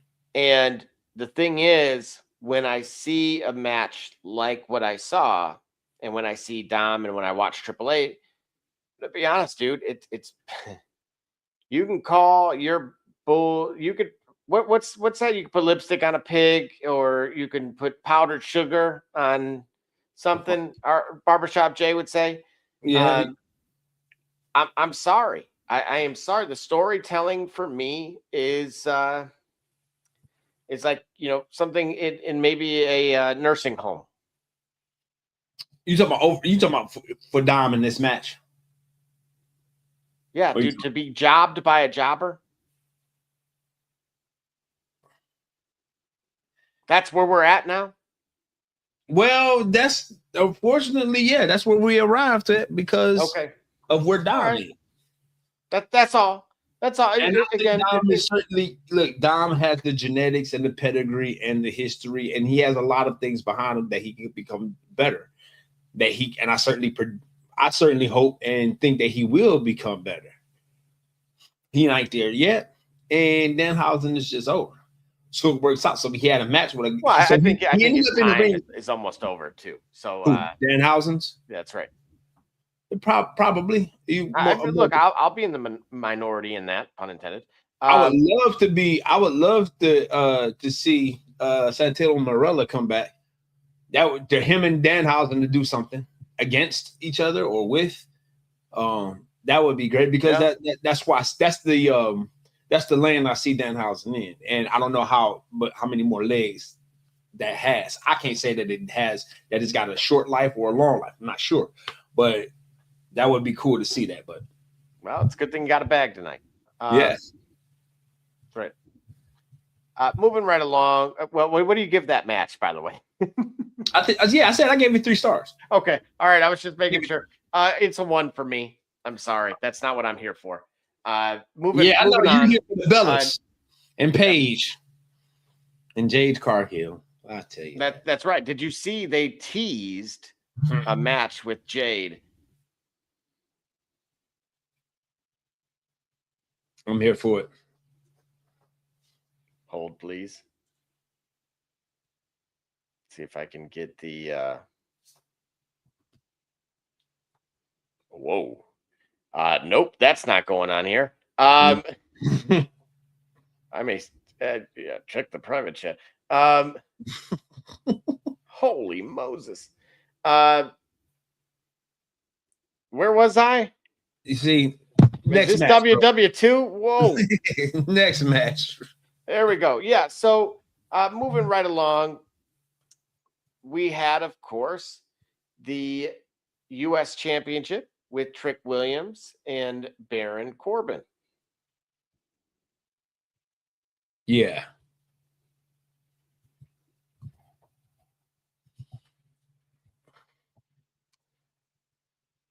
It was, man, another 3-star match. Really? Yeah.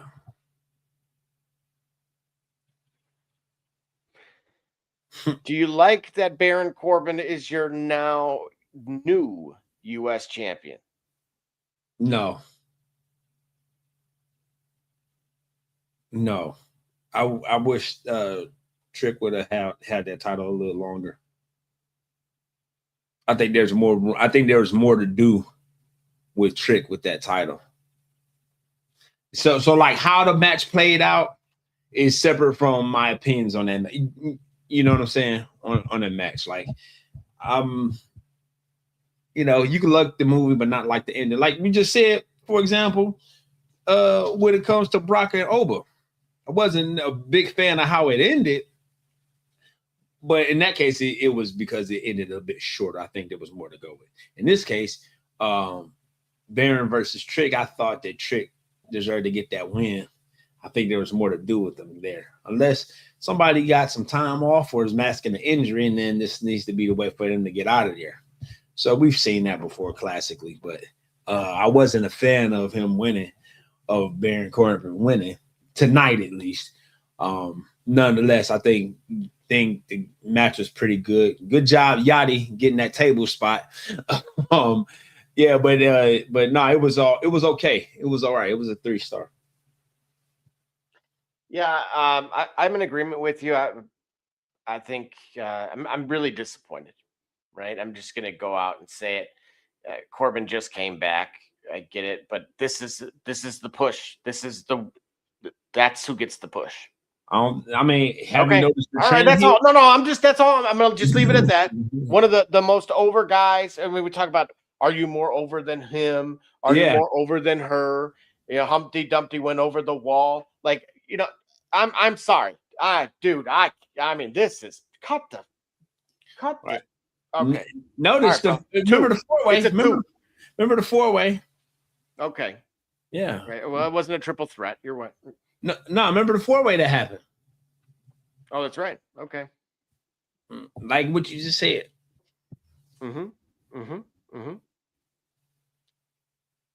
Just one of the hottest stars. And a dude with zero momentum. We're just giving him titles now. Sorry, dude. I don't know. Maybe I've aged out. I don't know. Maybe I'm part of the wrong crew now. You know, I came from that. You know, like this is I can't do it. I can't do it. You know, when you did this, I don't know. I just took a flashback really quick to something that I heard in my mind, that when the NWO got their pay-per-view sold out, the booking was so terrible. Do you know the NWO didn't win a single match on that card? No, bro. I remember I bought Halloween Havoc like it was WrestleMania, bro, and I was like, "What do you mean?" You know, at Bash at the Beach. I'm like, what? Right. No, you know, like I just paid $59.99. Right, bro. They didn't win a single match on a card named after them. That is crazy. That is hilarious. That needs to be studied. Shit. Like, hey, put that in with the burial of Dominic Mysterio. All right, bet we'll do that.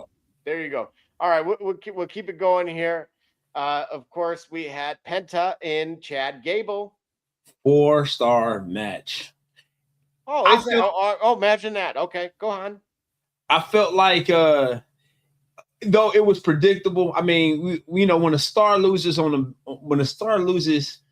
a major level, in that way, like a developing star, you already know something was greater. Think about it like this: 1992, Bret Hart lost the Intercontinental title to Davey Boy because he was going to be that guy.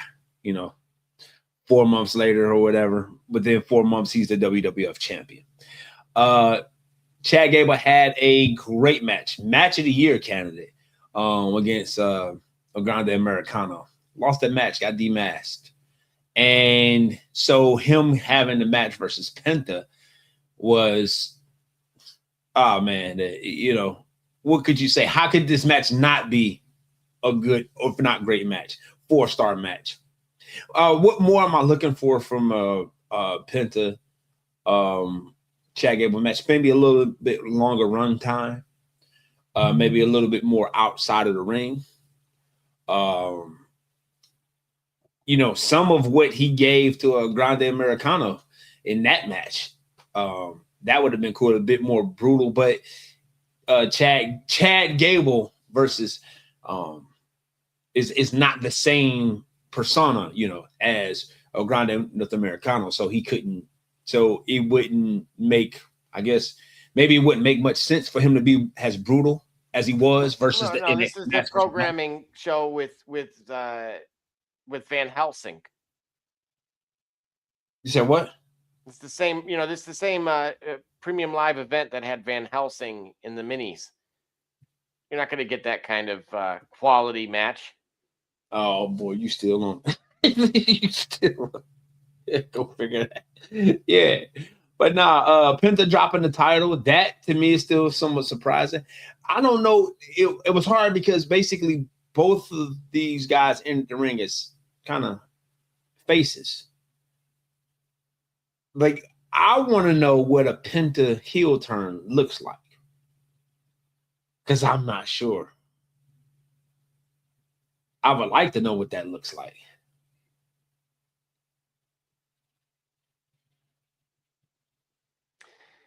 Look, I get it. You win in front of your home crowd. It is his first. Unless you're Brock Lesnar. Hmm? Unless you're Brock Lesnar. Mm-hmm. Mm-hmm. But go ahead.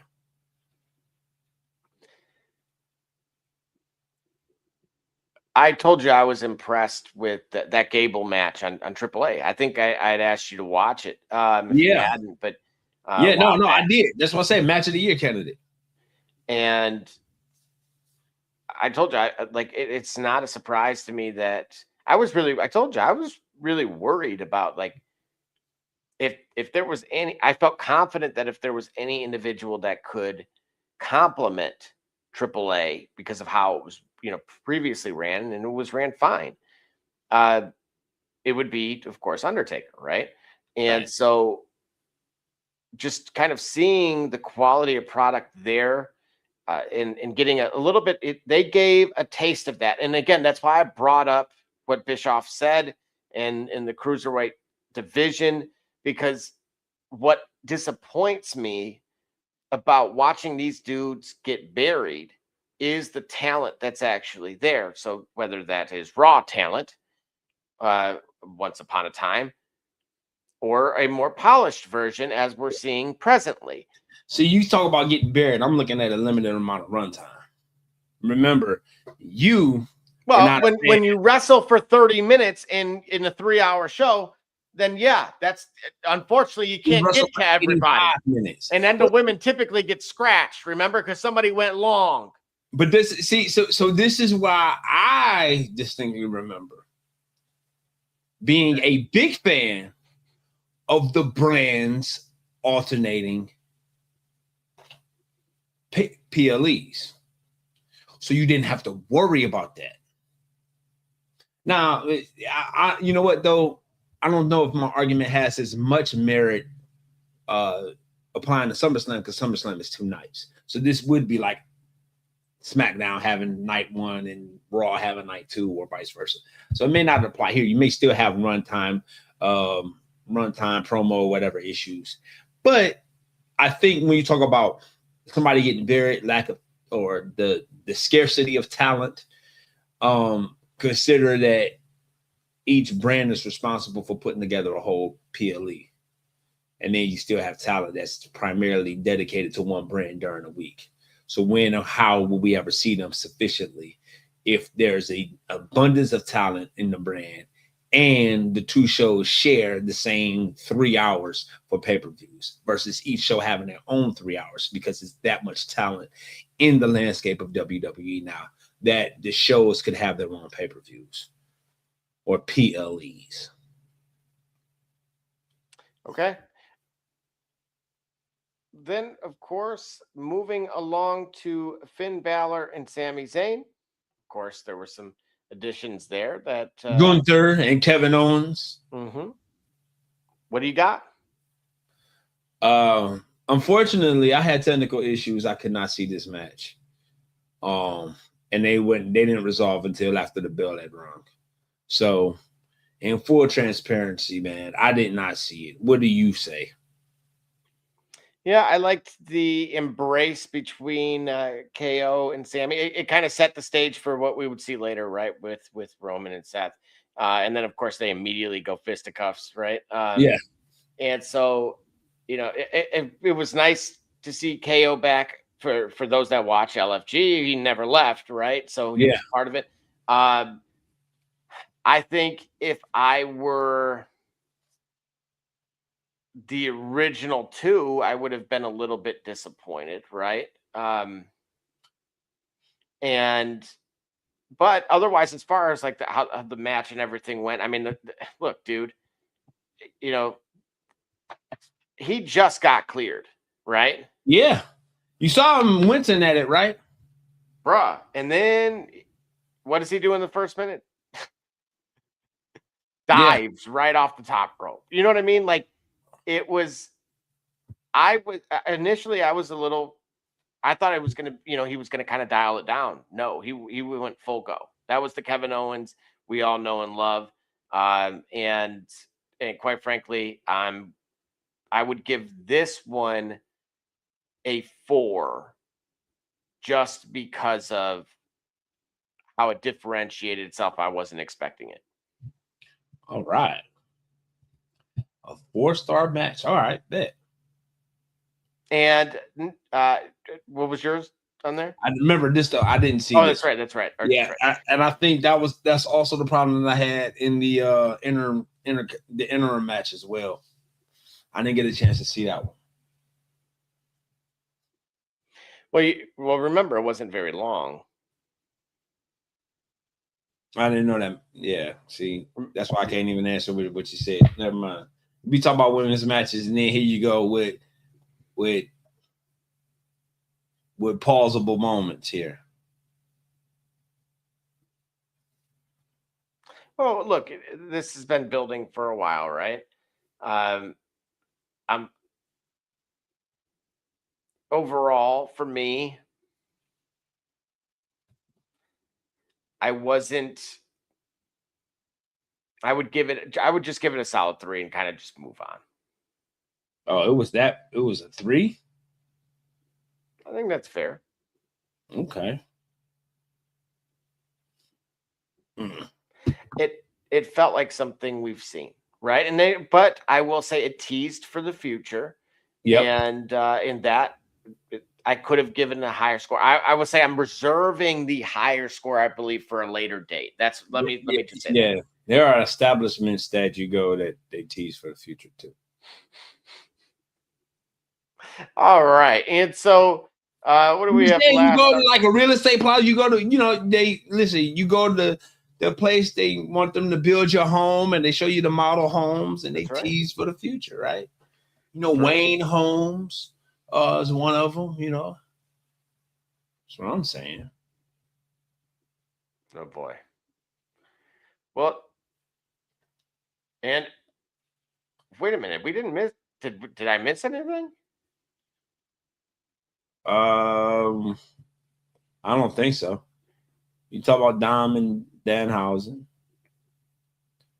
You talked about ladies match. Talked about Baron Corbin. I did want to ask you though, because it was Chelsea Green that obviously it did it, right? Yeah. And something I quite frankly that I do want to actually acknowledge here now that you gave me a second to do so. Okay. I actually respect the heck out of her because she was the yes person that paid her dues. I think where it was visible to me. Got you. There's a lot of stuff like you said when you talk about as we had coined the fifth wall. Yeah. Right? Yeah, the fifth wall, right.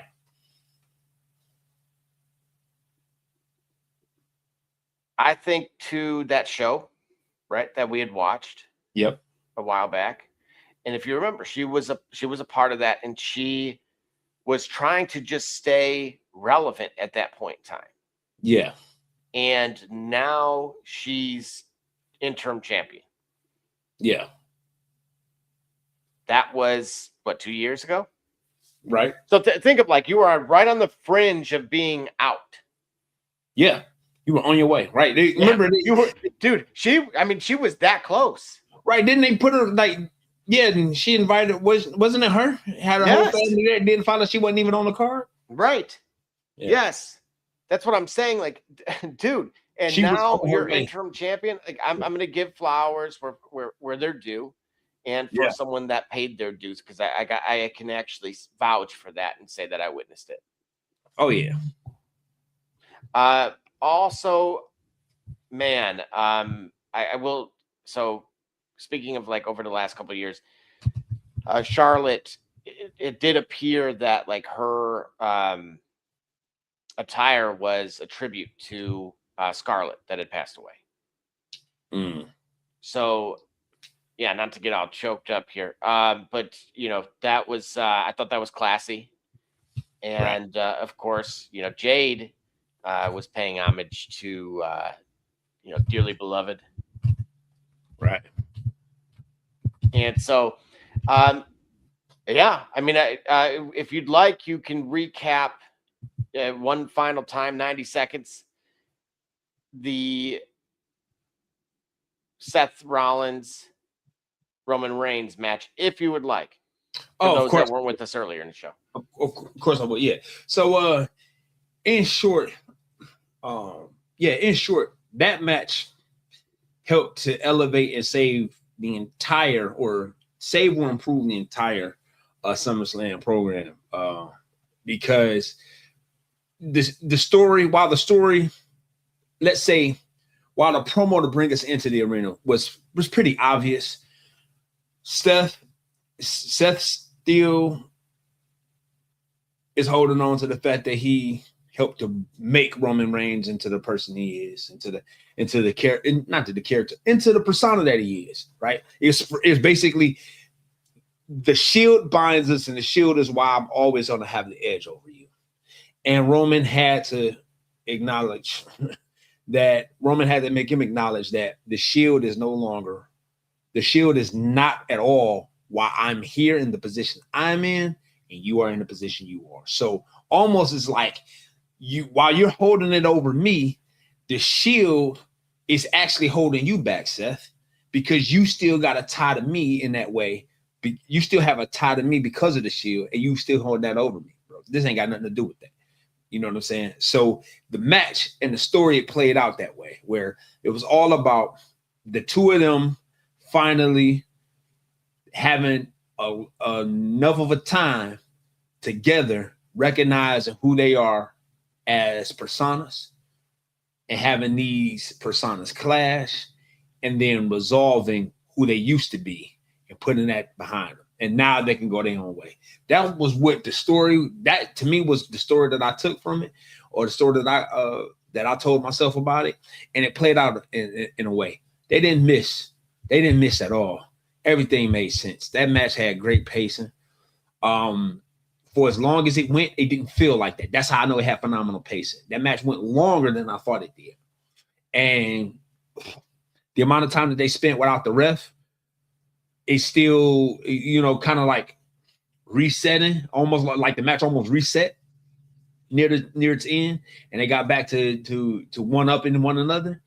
For Roman to win, I think was necessary, because Roman winning finally puts to bed the fact that the Shield is in their past.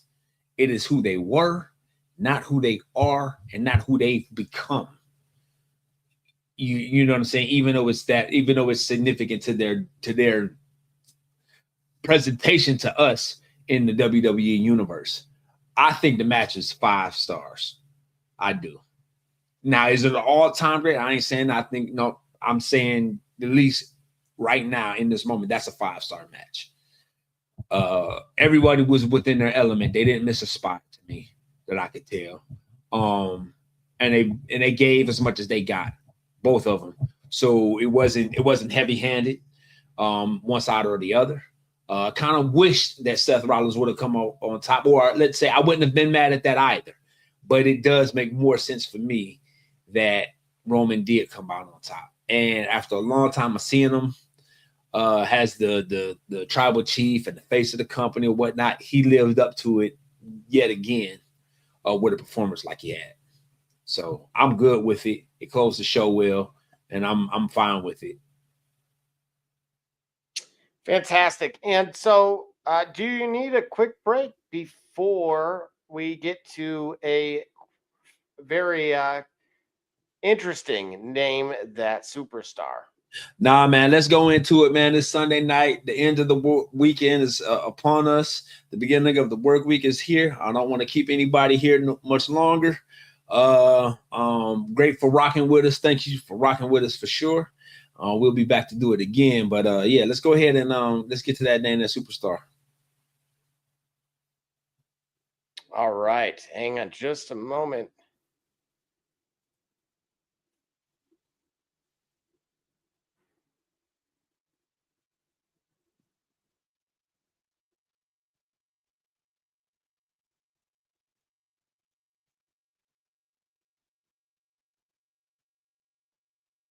You queuing it up, huh? Yeah, well, you know what? The second one I have here. Hey, man, I'm gonna tell you something, bro. I realize it's too easy. I'm gonna tell you something, man. I've been sidebar. I'm about to go on Twitch, man. I don't care what nobody says. Y'all can miss me about the Waterboard and Teenage Mutant Ninja Turtles on the NES. Deal with stage 5-3 on Ninja Gaiden. Or deal with stage 6-3 or 6-2 or 6-3 or 6-4 on Ninja Gaiden. And then come talk to me about the Waterboard on the Turtles. I'm going to tell you what, NES Ninja Gaiden. Talk to me when you get through 5-3 or 6-1, 6-2, 6-3. How about the fact that when you hit the second to final boss stage, if you die in that stage, you restart the entire level. You want to talk about difficulty? 1989 NES Ninja Gaiden. Talk to me when you do that. And for those who can do it effortlessly, hey, I salute you. I salute you, bro. But I'm tell you what, I'm better yet. Pretty soon, what you mean Gully's gonna show you better than he can tell you. I'll just put it that way. All right. Speaking of showing better than telling, our Name That Superstar for this evening recently returned to the ring. D. Gully, this individual is from the Attitude Era. He recently returned to the ring. And I have a few more here. Here goes some others. No, you ain't even have to do that. This is Val Venus. But my goodness. Man. That's right. The Big Valbowski made his signature money shot return. Hello, ladies. Yeah, the big Valbowski, Val Venus. That's right. That's right.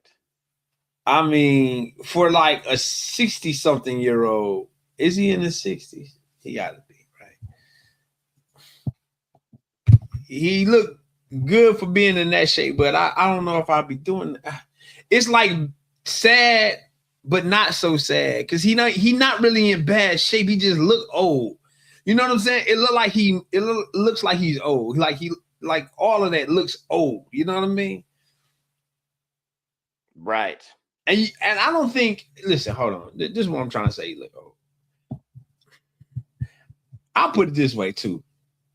I gotta watch what I'm saying, because I hope that I'm at least in his type of shape. There you go. Okay. Yeah. So let me listen. So let me not. You know what I'm saying? Come to your senses on that. Yeah. Right. I gotta watch how I say that. It's just yeah. Yeah. But that's Val Venus for sure.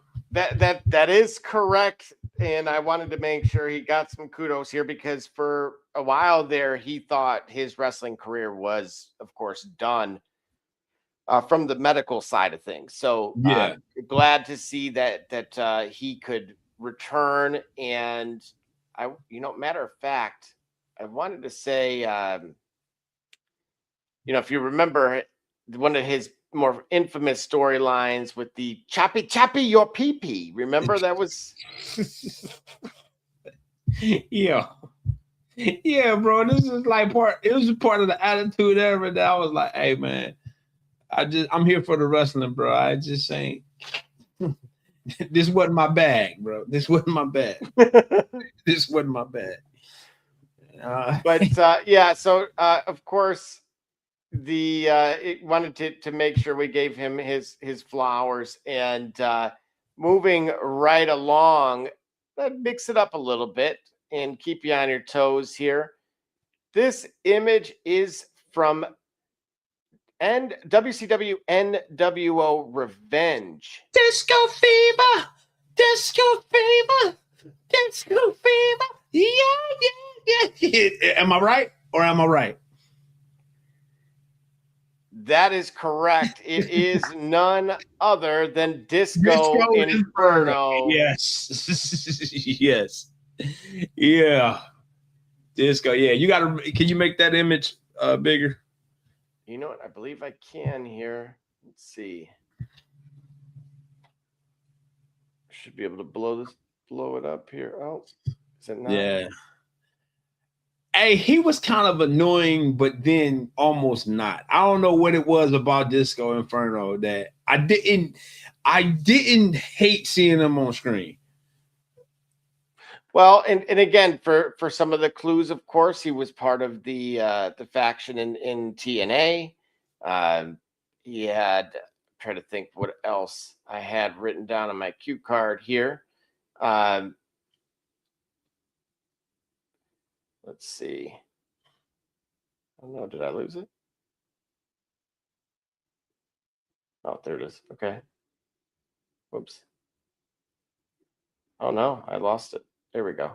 Of course, real name Glenn, and actually was in the executive portion of WCW near the end. I don't know if many may or may not have actually known that. And so, yeah, but absolutely. Wanted to bring that back, of course, because we've talked about, you brought up the games, right? Yeah. And so wanted to get a little bit more wind into that space as well. All right. Any final thoughts from you? SummerSlam was saved by its night 1 and night 2 main events, which both delivered. Night 2 main event delivered more so than night 1. Night 1 main event was great, stellar in its own right. I think of 3 hours in the card, I know you and I may disagree. I think that they've got the right framework for the amount of time for show. And if they stick to these rails, I think PLEs will improve in terms of pacing and quality, right? I wasn't too upset overall with it. I want to see better from our champions.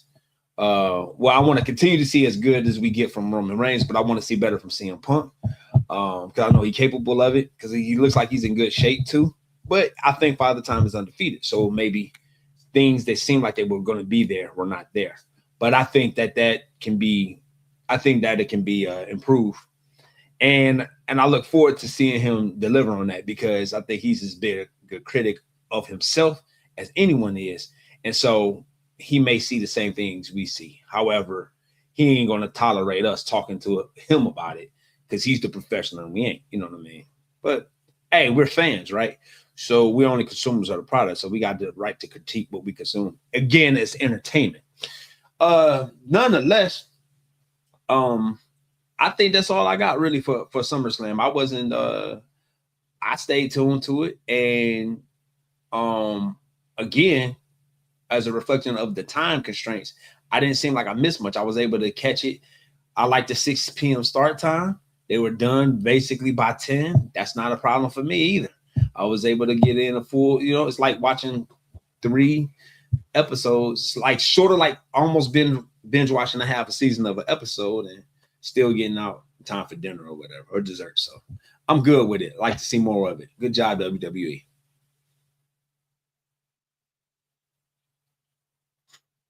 You're muted, bro. Yeah, go ahead. Try that again.